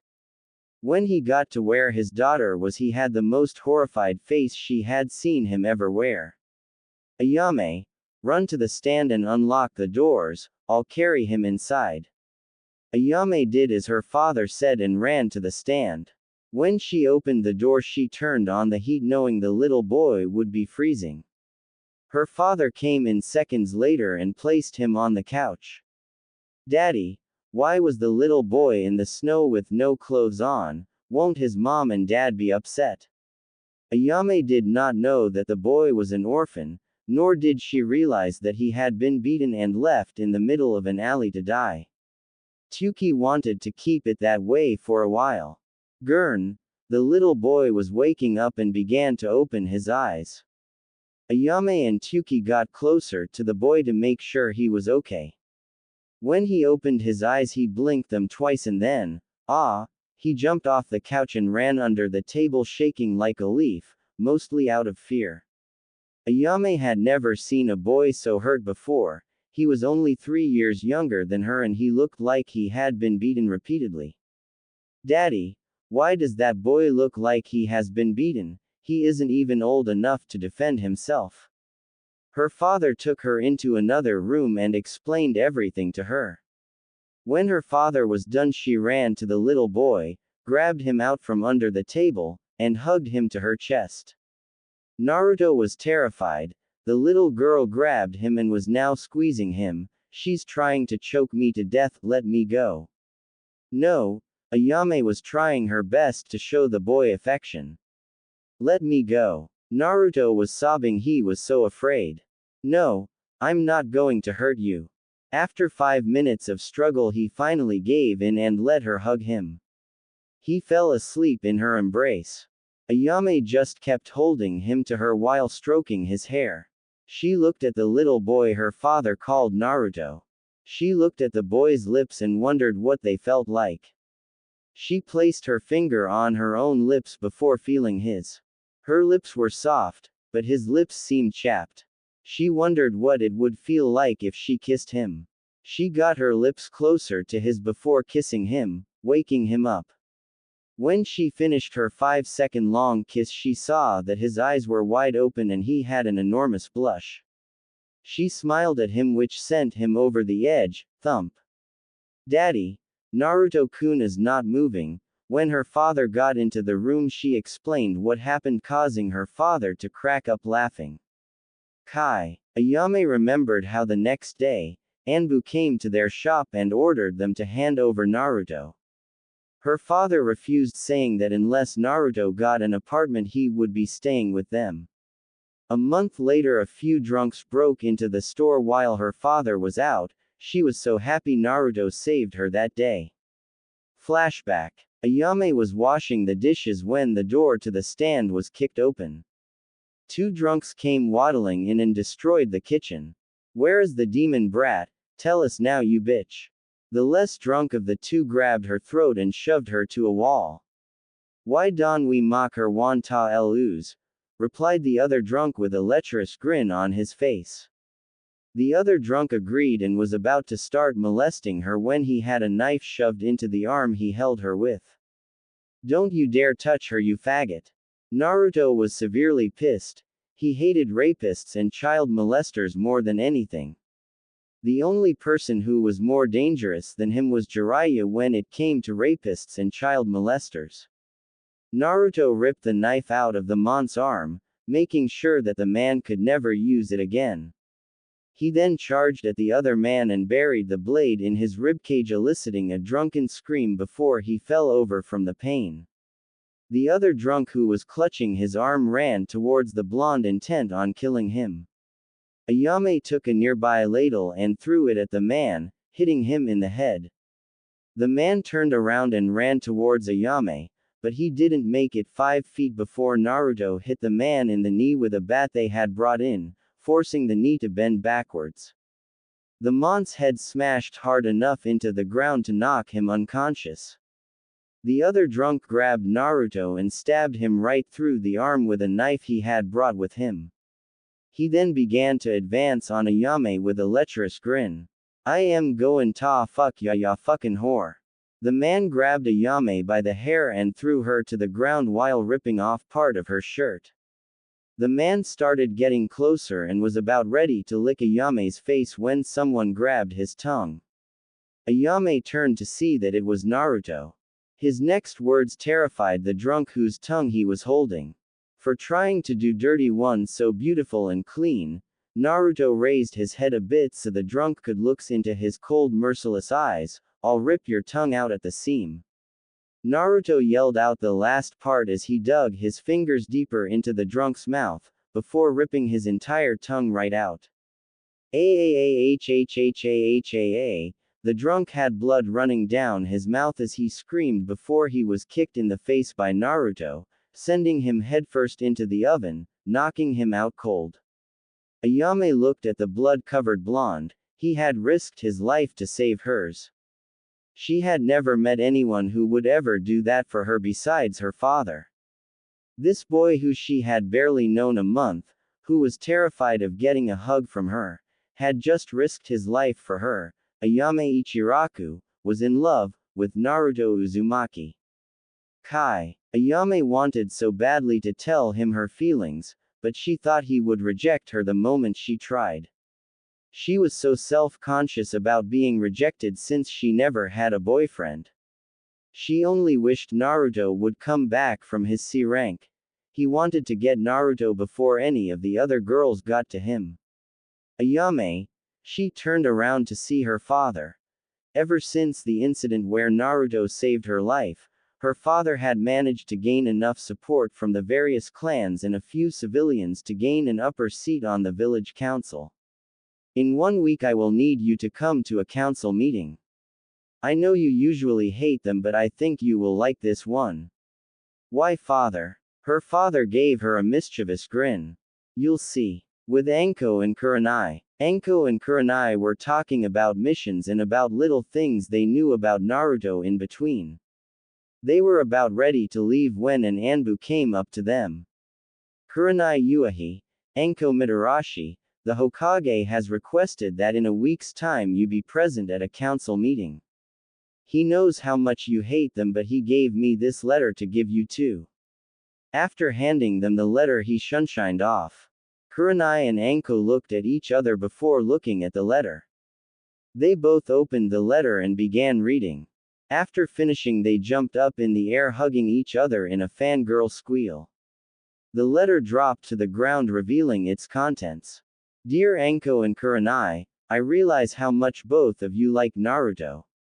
But neither of you will make a move on him for fear that you will hurt each other. Luckily, we have a solution to this problem. Naruto has a new bloodline. I expect to see both of you in the council meeting at week's end. Sincerely, Sarutobi. P.S. Do not rape Naruto when he walks through the gates. Hinata's room. Hinata was currently holding her Naruto plushie that she had made from stealing a bit of Naruto's hair. Okay, she stole about half the hair on his head. Hinata was absolutely in love with Naruto. Ever since she started the academy and she saw how much he struggled and how far he was willing to go to succeed. Her love was final when she had fallen and cut open her knee and Naruto came and tore off part of his t-shirt to bandage it. When he finished bandaging it, he kissed it better. She continuously stalked Naruto, even when he was in the showers. Hinata was about ready to raid Naruto's house for his used chopsticks when the door to her room opened. Standing there was her mother and father, both with sheepish grins on their faces. Hi Hinata, we have some interesting news for you I think you will like. Hinata knew that when her father said things like that, he went to great lengths to make sure it was good. We have set you up in an arranged marriage with Naruto Uzumaki, Yahoo! Now I don't have to sneak into his house and feel him up when I'm horny. Realizing what she said and seeing the horrified look on her father's face, she blushed a new shade of red before fainting. She woke up hours later where her parents explained Naruto's current situation, shocking Hinata with realizations and disgusting her before her parents explained the points that disgusted her. When they were finished, they left the room, leaving an extremely happy Hinata to her fantasies. Uchiha Compound. Suzuri Uchiha had a tanner complexion than most members of her family. She had beautiful long onyx hair. Her onyx-colored eyes were also very different from the rest of her family. Hers shined like a black jewel in the moonlight. She was tied with Tenten Kusagana for Kunoichi of the Year. She ended up with a full Kunoichi team that were serious fan girls to Neji Hyuga, the rookie of last year's graduating class. Most girls were head over heels for the rookie of the year who was older than them. Suzuri was head over heels for the dobi who was younger than her. He fell in love with him the moment she saw his face and determined sky blue eyes. Suzuri Uchiha was the genius of the now only dozen-member Uchiha clan. She was about 9 months older than Sasuke and only a year older than her crush Naruto Uzumaki. She had seen what many of her clan members did to Naruto. She was glad her brother Itachi had killed most of the clan. He left alive the Uchiha members that tried to help Naruto, which was about 12 members. She had killed her best friend that night when she tried to kill her to gain the Mangekyo. Her friend was also her cousin on her father's side. Her friend tried to murder her to gain the Mangekyo so she could kill Naruto to avenge the death of her mother in the Kyūbi attack. She killed her friend and gained the Mangekyo. She was 13 years old and was starting to lose the ability to see. She wishes that she could be with Naruto so badly that she tries to learn how to use her Mangekyo better to impress him. But all her training will be for nothing once she goes blind in about a year's time. She was about ready to perform a few Kaden Jutsu thinking that a fire show would impress Naruto. She was interrupted by her father. Suzuri, I have something to discuss with you that I think you will enjoy. Ever since the Uchiha purge, her father has become a lot less cold. He plays pranks every now and again but mostly settles for telling jokes and waking us up in odd ways. She wanted to kill her father for how he woke her up last time. he woke her up with a flick to the head and then cast a genjutsu of Naruto saying he loves her. She jumped out of bed and ran to Naruto, to kiss him and drag him to bed where she would have made love to him for hours, but when she was about ready to touch him she ended him running out the window and ended up landing in a pool her father conveniently placed outside her window. Yes, father. I wish for you to attend a council meeting in a week's time. I believe you will like the topic discussed there. Her father turned around to leave until, catch, he threw her an object that was black in color. She caught it, only for it to explode in her face, releasing the nastiest stench she had ever smelt. Dad, you are so dead when I get my hands on you. Suzuri proceeded to run after her father who was laughing like a maniac. With Yugao and Hana. Yugao Azuki and Hana Inuzuka were the best of friends. They along with their two other best friends Kurenai and Anko had a thing for the local Jinchuriki. Yugao and Hana were born on the same day.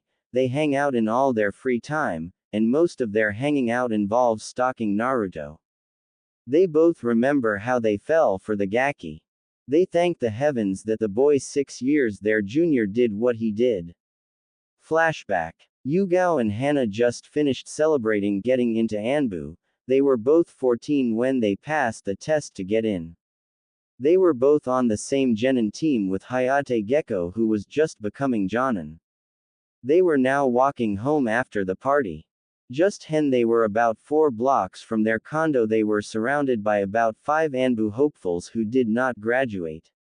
You girlies got some nerve rising through the ranks like that. Women should remain in their place, as are bitches. The leader of the group was only Chunin, but they were currently too wasted to do much. Yeah, I think we ought to show you girls what happens to women who leave their place.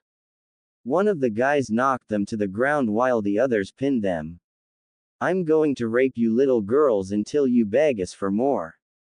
The leader of the group was walking forwards about ready to undo his pants when he got a trash can lid smashed into the side of his face before it ricocheted off and hit the ones holding down Yugao. She kicked them off her before stabbing them in their arms to pin them.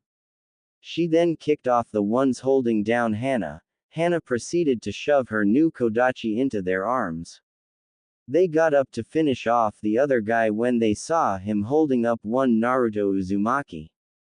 So demon, you decided to help these young ladies from being raped. Well, guess what? No one stops me from having my fun. He was holding a kunai knife to Naruto's throat. Hana was wide-eyed. She saw that Naruto did in fact throw the trash can lid that hit the group's leader. But she had no idea how to help him now.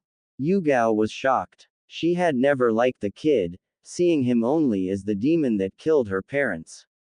But all her ideals changed when she saw Naruto throw that trash can lid that knocked the leader down. Now she was ashamed of herself for hating an innocent child. Neither of the two Anbu or his captor noticed him reach into his pants. Not even a second after he placed his hand in his pants did he rip out a kunai knife and shoved it into the monk's groin. Yeouuucchh, the man was now in serious pain. He saw that it was the demon brat who did it. But he decided to get rid of the two girls that humiliated him in the first place. He reached into his pouch to pull out an explosive note attached to a kunai. He threw it at the girls. Naruto noticed this and ran in front of the two girls. He got hit with the kunai as it exploded. Luckily it was a low grade that the leader threw, so it did not kill him. Hana ran right to the injured boy's side with Yugao sliced off the leader's head. They saw him jump in front of a kunai to save them. He was certainly not a demon. Kai. At first their affection for Naruto was only overprotective. But they continued stalking him and began to see not a boy, but a scarred man. They fell in love with the kid along with their friends Anko and Kurenai. They were about ready to go look for said persons when the same Anbu that dropped a letter off to Kurenai and Anko talked with them. He spoke for a bit before leaving a letter.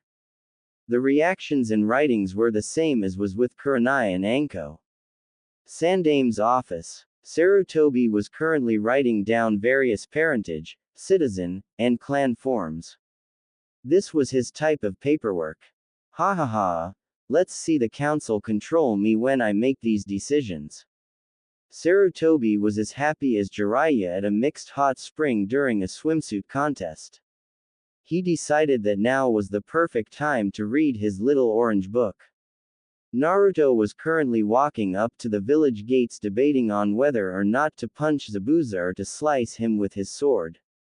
When Zabuza saw his sword, he explained about the sword's great legends. The Mizu Oni was apparently the finest water element sword to ever exist.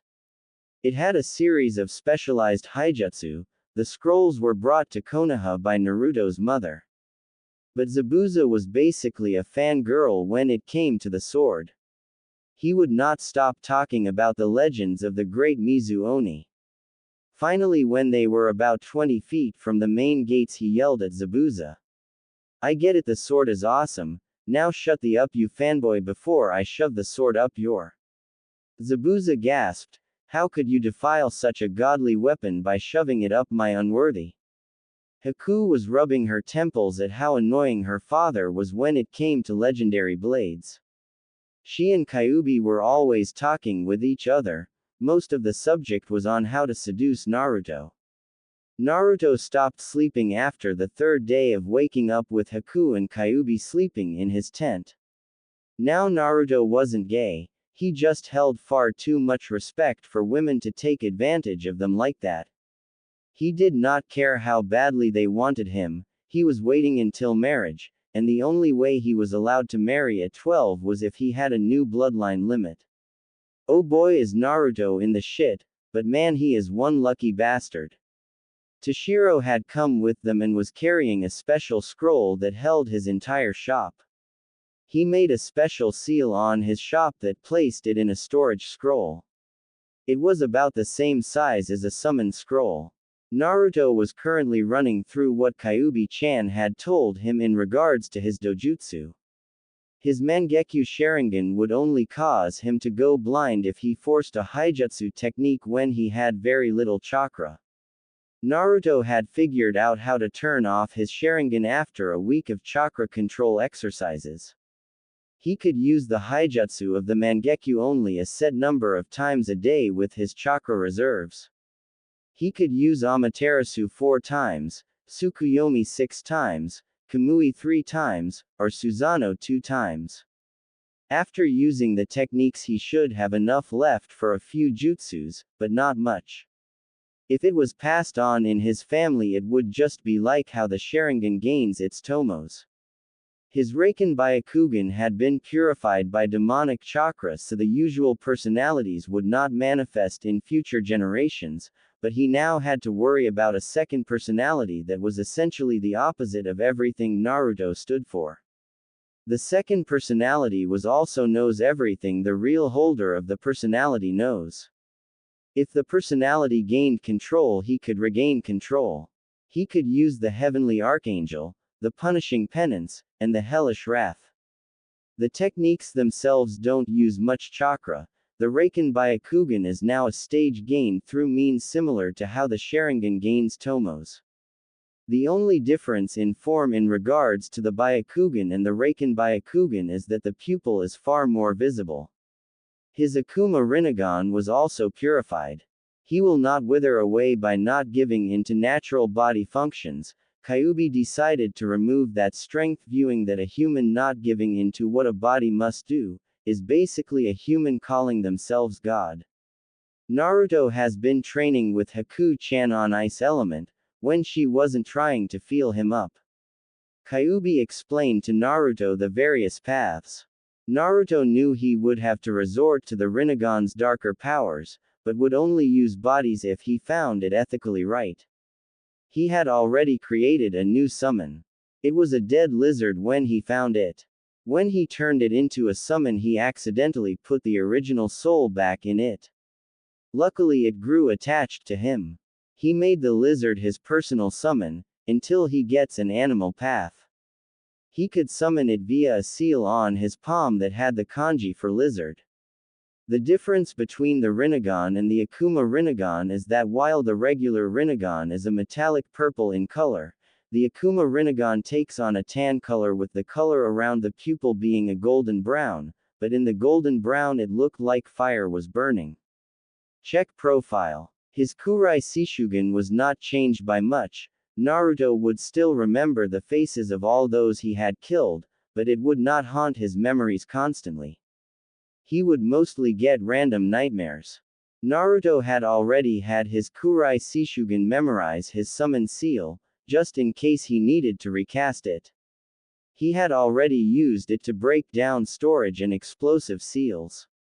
The main difference in form as far as the Shishugen and the Kurai Shishugen is that the regular Shishugen pupil looks like a mass of blue energy constantly shifting around. The Kurai Shishugen has a tinge of gold swirling around with the blue.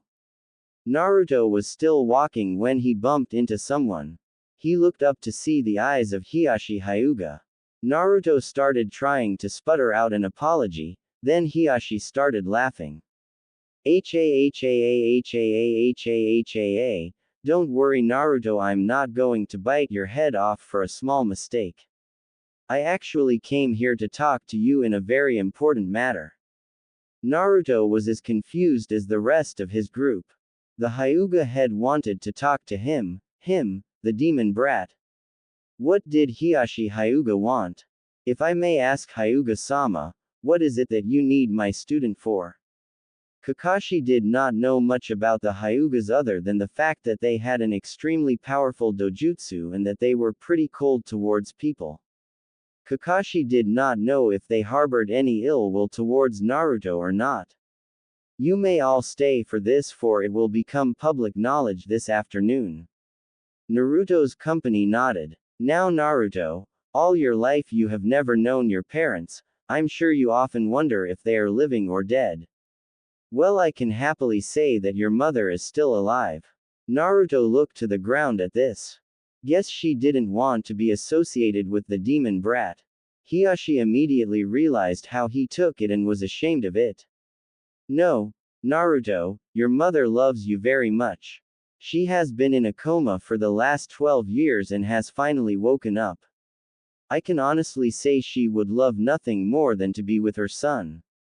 Hiyashi explained to Naruto. Naruto looked up. Clear happiness in his eyes, all four of them. Hiyashi had heard about what happened to Naruto thanks to Kyūbi, who he assumed was the red-haired girl ogling Naruto right now. It seems Naruto has a fan club. But it was definitely going to take a while to get used to Naruto having four eyes. Where is my mom? Naruto wanted to see his mother after never seeing her once for the last 12 years. Hiyashi only grabbed Naruto's shoulder and turned him towards one of the gates. Standing next to the end of the gate was a red-haired woman with emerald green eyes. She was wearing a long black dress. She was also wearing a large green jacket that hid but complemented her C-cup bust. She had a cute face surrounded by her crimson red hair. Naruto could only stare as the person Hiyashi identified as his mother walked towards him. His mother was alive, she still loved him, and here she was. Naruto's mother stopped right in front of Naruto, easily a foot taller than him. She knelt down to his level looking directly into his eyes. Not even a second later she jumped forward and wrapped her arms around him, sobbing into his orange jumpsuit. I'm so sorry Naruto, I'm sorry I couldn't raise you my child, I'm sorry you had to live an orphan, I'm sorry you have been beaten since. Kushina was cut off by her son embracing her and shushing her. Kushina just continued to sob in her son's chest. Naruto had not even shed a tear. Sasuke and Sakura were confused. Naruto had just been reunited with his mother after not having won his entire life, and yet Naruto had not even shed a tear. Kakashi, not that I like seeing Naruto crying, but why isn't Naruto crying? Kakashi looked at them. Have any of you seen Naruto cry before? While confused by this statement they shook their heads no. Naruto has not cried since he was 3 years old. He knew that crying would only encourage the villagers, it would not help him. Naruto stopped crying after a beating that went on for hours before we found him. I was the one to walk up to his still form. There were old tear stains, but those were probably hours old. That was the last time I saw anything on Naruto reminiscent of tears. The last time he cried was 3 hours before he turned 3. He hasn't cried in so long, he's forgotten how to. Sasuke and Sakura were appalled, to forget how to cry. Haku and Kyūbi both had tears in their eyes. Zabuza was clenching his fist in anger at the villagers, not even mistreated children that horribly. Toshiro was ready to do to the leaf what Madara did to Whirlpool, but he knew that it would upset Naruto. Kushina had just finished sobbing and was now just embracing her child as he rubbed her back to calm her down. After 5 minutes of Kushina sobbing, she released her hold on her son before taking a deep breath. Naruto smirked at his mother before talking, "I suppose you'll want some information on what I have done with my life." Naruto knew that since his mother was in a coma for so long, she would be curious about how he has been. "I would love to hear about how your life has been," she sighed before putting in annoyance in a very Naruto-ish fashion, "but the council wishes to speak with you in regarding recent events." Sigh. Somehow I knew the council would want to talk to me about having 4 eyes, gives them a reason to try and kill the demon brat. But I guess it's inevitable, so what are we waiting for? Let's go. Naruto stood up and grabbed his mother's hand, dragging her all the way to the Hokage tower. Hiyashi chuckled. Naruto was so much like his mother it wasn't even funny.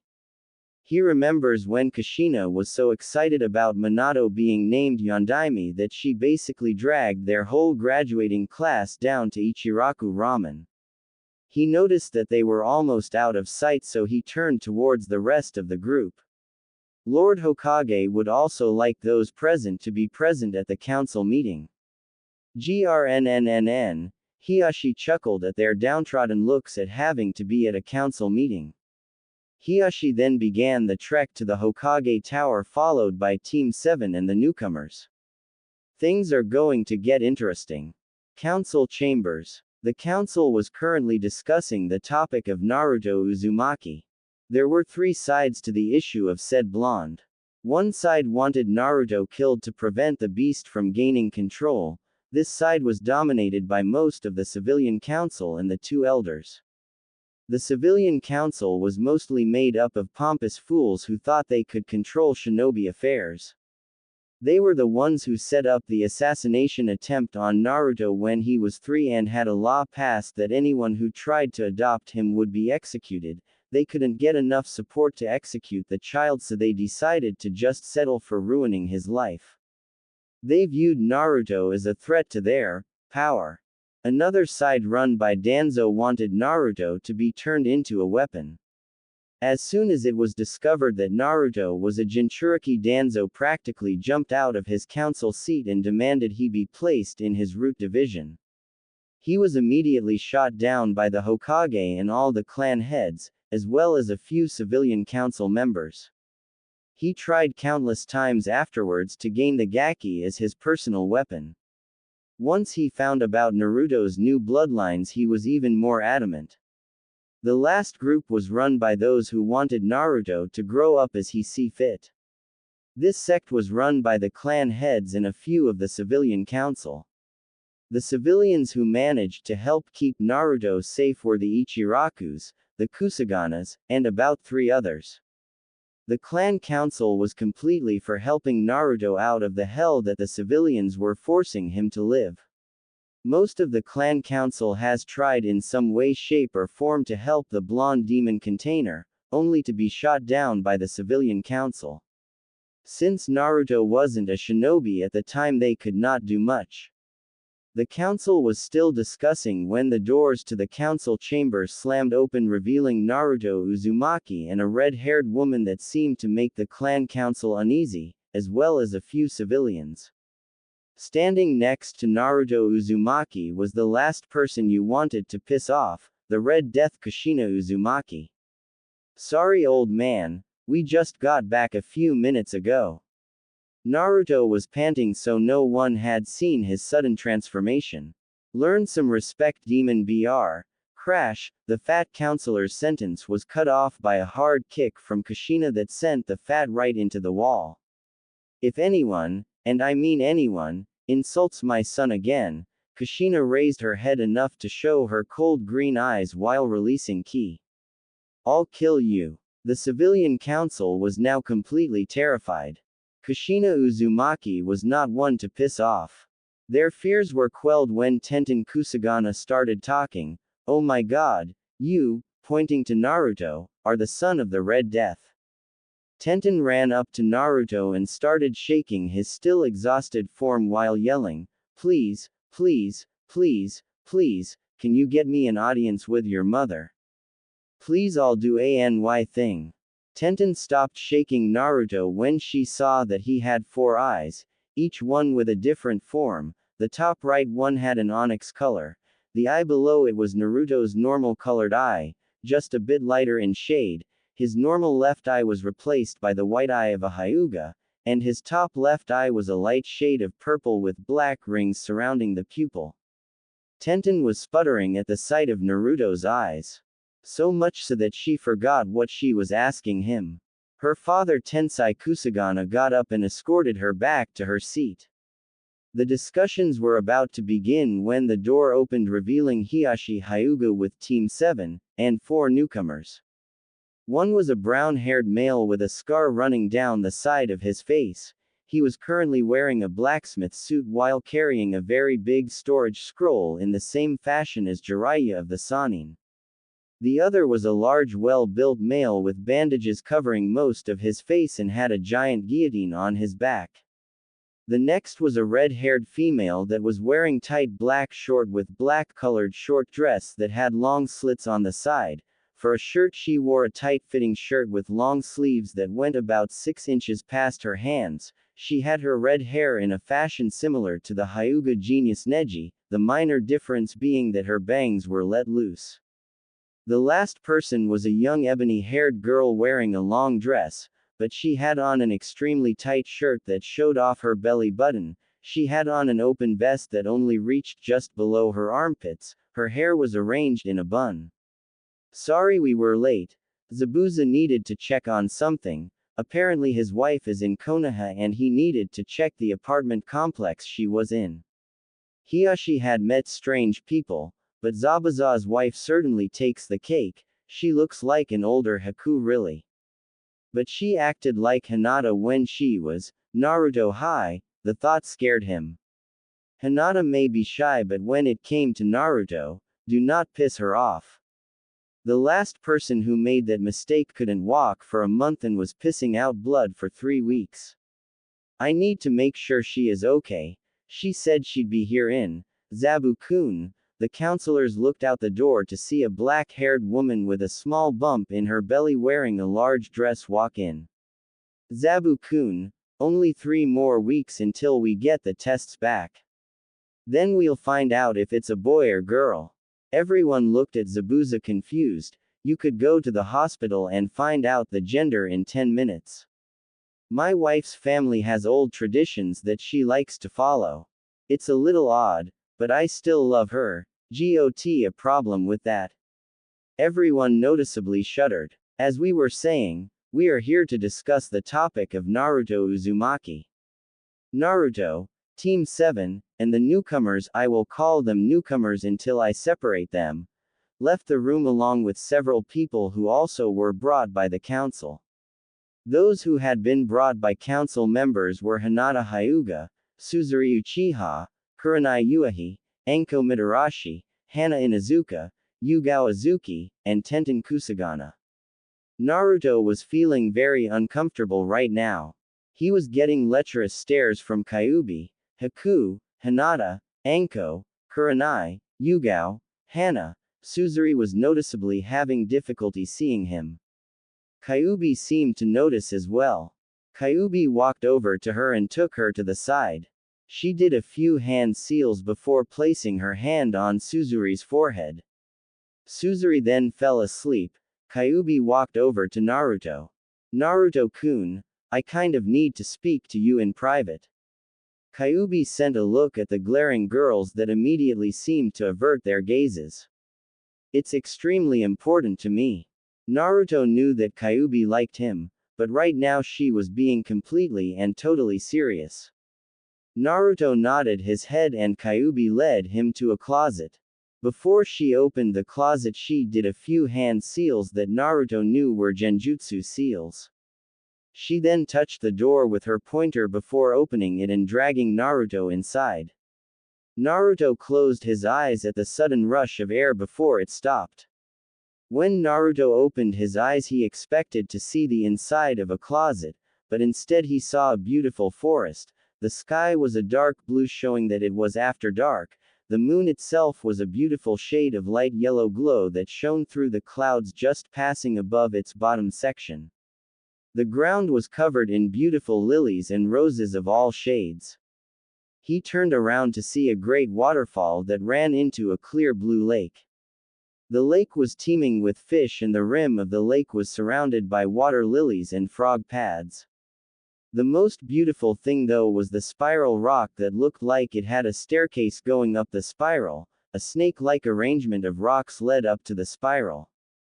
Before Naruto could make any more observations, he was being dragged across the rocks and being led to the spiral. They ran up the spiral. When they got to the top, they admired the scenery for a bit. Kyūbi-chan, where are we and why are we here? Naruto was severely confused. He had never seen such a beautiful place. It echoed with a natural beauty that no one's hand could ever achieve. Kyūbi looked at him in the eyes with the softest and most loving expression he had ever seen. Naruto-kun, 12 years ago I was taken from here. This is the Kitsune realm. The reason why I brought you here was to give you my love.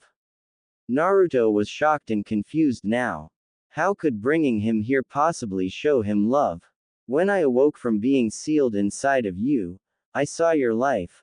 I saw all of your torment. I saw how many times you were beaten. I saw how at the moment you turned 3 you forced yourself to never cry again. I saw who you were, and I fell in love with you. I have lived for over 107 years. I was never able to fall for any of my kind. But due to me being the heir to the Kitsune family, I must choose a husband, I must choose a mate.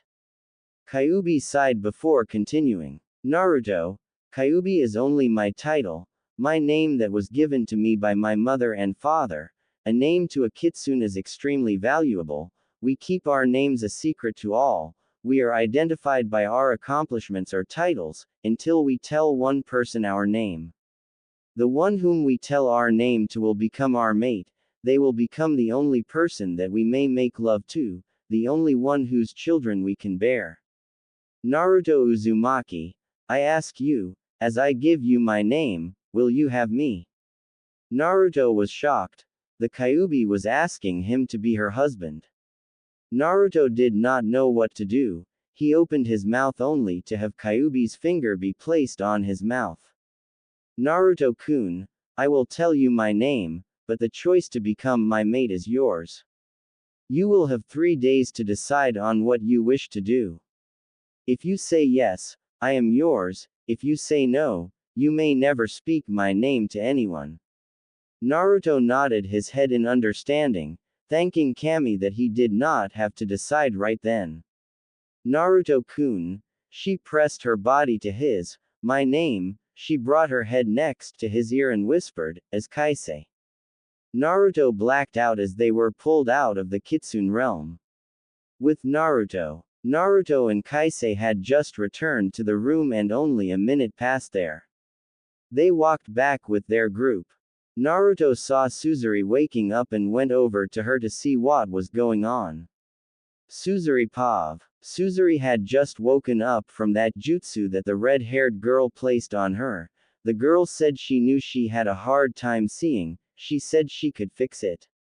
Suzuri was so desperate to impress Naruto-kun that she risked her sight to achieve it.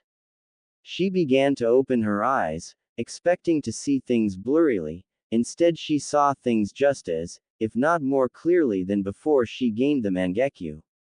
She looked up to see Naruto walking towards her.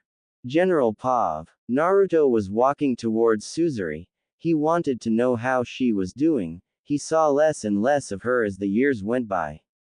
He was curious as to how she was doing. Hey Suzuri, how are you doing?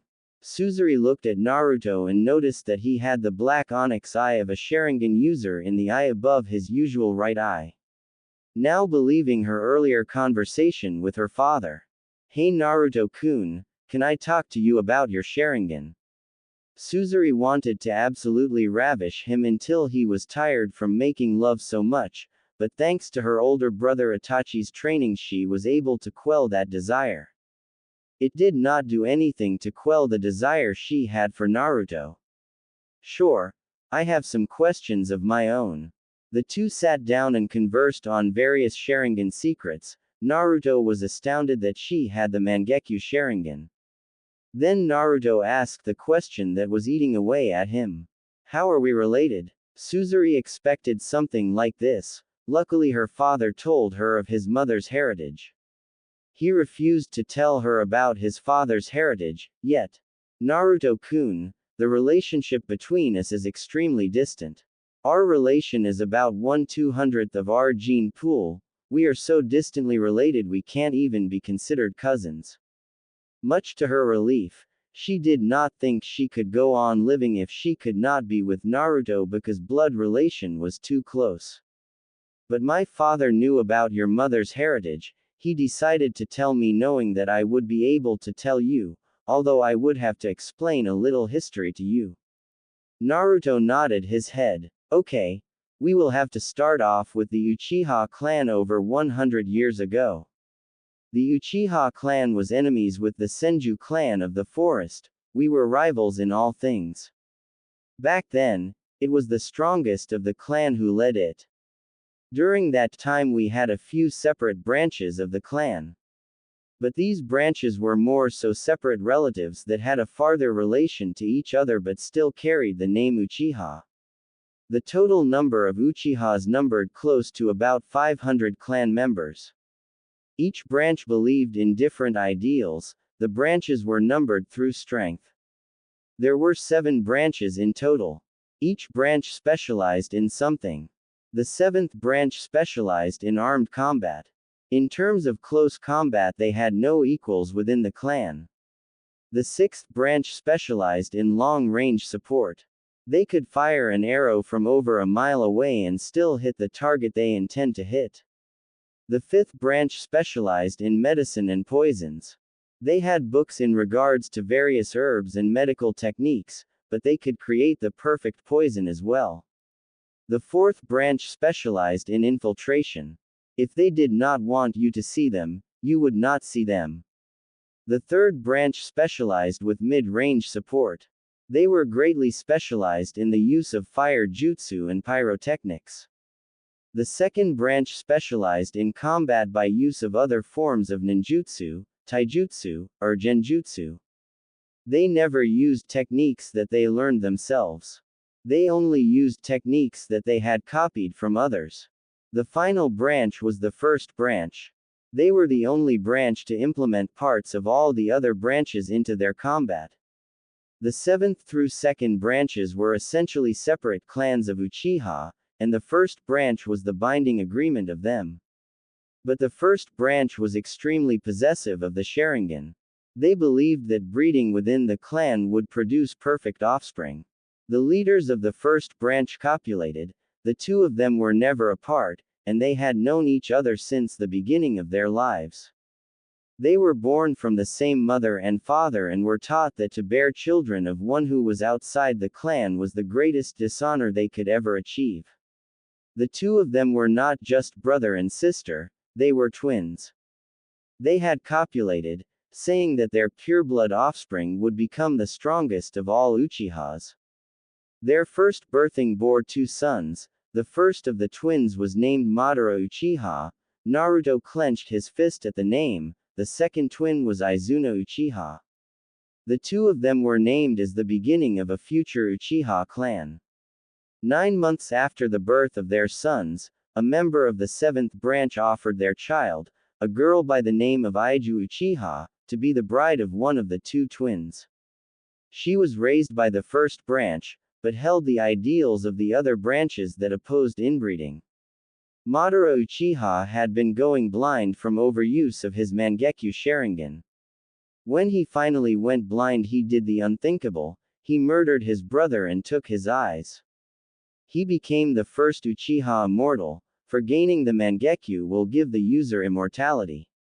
Madara continued to wage his war with the Senju.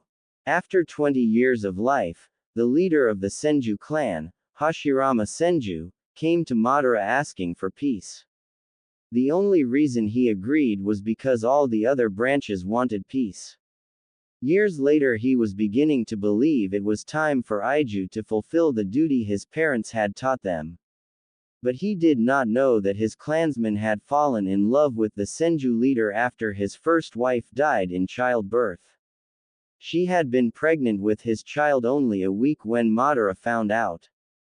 Madara was disgusted with the fact she wished to bear the child of one outside the clan, even more disgusted that she wished to bear the child of his arch-foe. He sought to punish her, and to make sure that the abomination in her womb would never come to exist. Madara Uchiha, after binding Aiju, after breaking her arms and legs, after slashing out her eyes, raped and murdered his clansmen. When Hashirama discovered the body of his lover, mutilated and violated by her own clansmen, he swore revenge. He chased Madara to what is now the Valley of the End and fought against Madara and a giant black nine-tailed fox. Naruto flinched at that. There was another Kyūbi. Madara was thought to have been defeated by the Senju leader, leaving no trace left of the black Kyūbi. It was believed that Madara had killed Hashirama's only child with Aiju, but he only killed the second child. Naruto went wide-eyed at that. A child with the possibilities of both the Sharingan and Mokuden had survived. The first child of Aiju and Hashirama was not known until recently, after the child had fathered a new generation of Uchiha, and soon, a new generation of Senju. Suzuri sighed. Naruto, the only child of Aiju Uchiha and Hashirama Senju, was Udahi Uchiha. He married a young woman named Tsubomi Haruno. Their only child was Fugaku Uchiha, my father. If Naruto's eyes could get any wider, let them get wider. By now the Mokuden Jutsu that was passed down in its dormant form needed only one more generation to manifest fully into a Kekkei Genkai. The Mokuden Jutsu, however, was only a 1 out of 3 chance of manifesting in one of my father's children. Since the male determines which gender the child will have, it would either be the male or female to pass on the trait. If a male receives it, only his male children would have a chance to possess it. If a female possess it, then it could go either way since females can only give the female gene. Suzuri sighed for what seemed to be the 10th time already. Naruto, I am the last known possessor of the Mokuden bloodline. To prove this, she took out a seed and used her chakra to make it grow. Naruto was now having trouble remaining conscious. Just as he was about to ask more questions, the council room door opened to reveal a trembling Sandaime. Yual may see calm me and N now. Not caring that the Sandaime was trembling, everyone got up and walked into the council chambers, only to reveal that the walls were now covered in blood and the floors littered with the bodies of most of the civilian council, the 3 elders, and a large group of root Anbu. Mortified, they looked around to find Kushina Uzumaki standing over the bodies with her black katana. The katana looked like it was feeding off of the dead energy in the air from what Naruto could see. They looked around again to see the clan heads plus the Haruno, Kusagana, Ichiraku, and the other 2 civilians council members who supported Naruto shivering together like a bunch of leaves in the wind. Kushina turned around to see her son with all 4 of his eyes staring at her. She smiled and said, "Sorry, they kind of pissed me off. Council is now in session." Kushina jumped off the table and proceeded to use a fire jutsu to burn all of the bodies and a wind jutsu to get rid of the ash and the smell of burnt flesh. Not being able to take any more shock that day, Naruto did a perfect impression of Hinata, thump. It was at that moment that Hanabi Hyuga walked into the room. She saw Naruto and started poking him in the forehead. She then turned her head in the directions of all three groups in the room before looking at Naruto and speaking, "I think you broke him." The entire room face planted while Hiyashi slapped himself in the forehead saying, "Just like her mother used to be." This caused the room to roar in laughter, leaving an unconscious Naruto and a very confused Hanabi.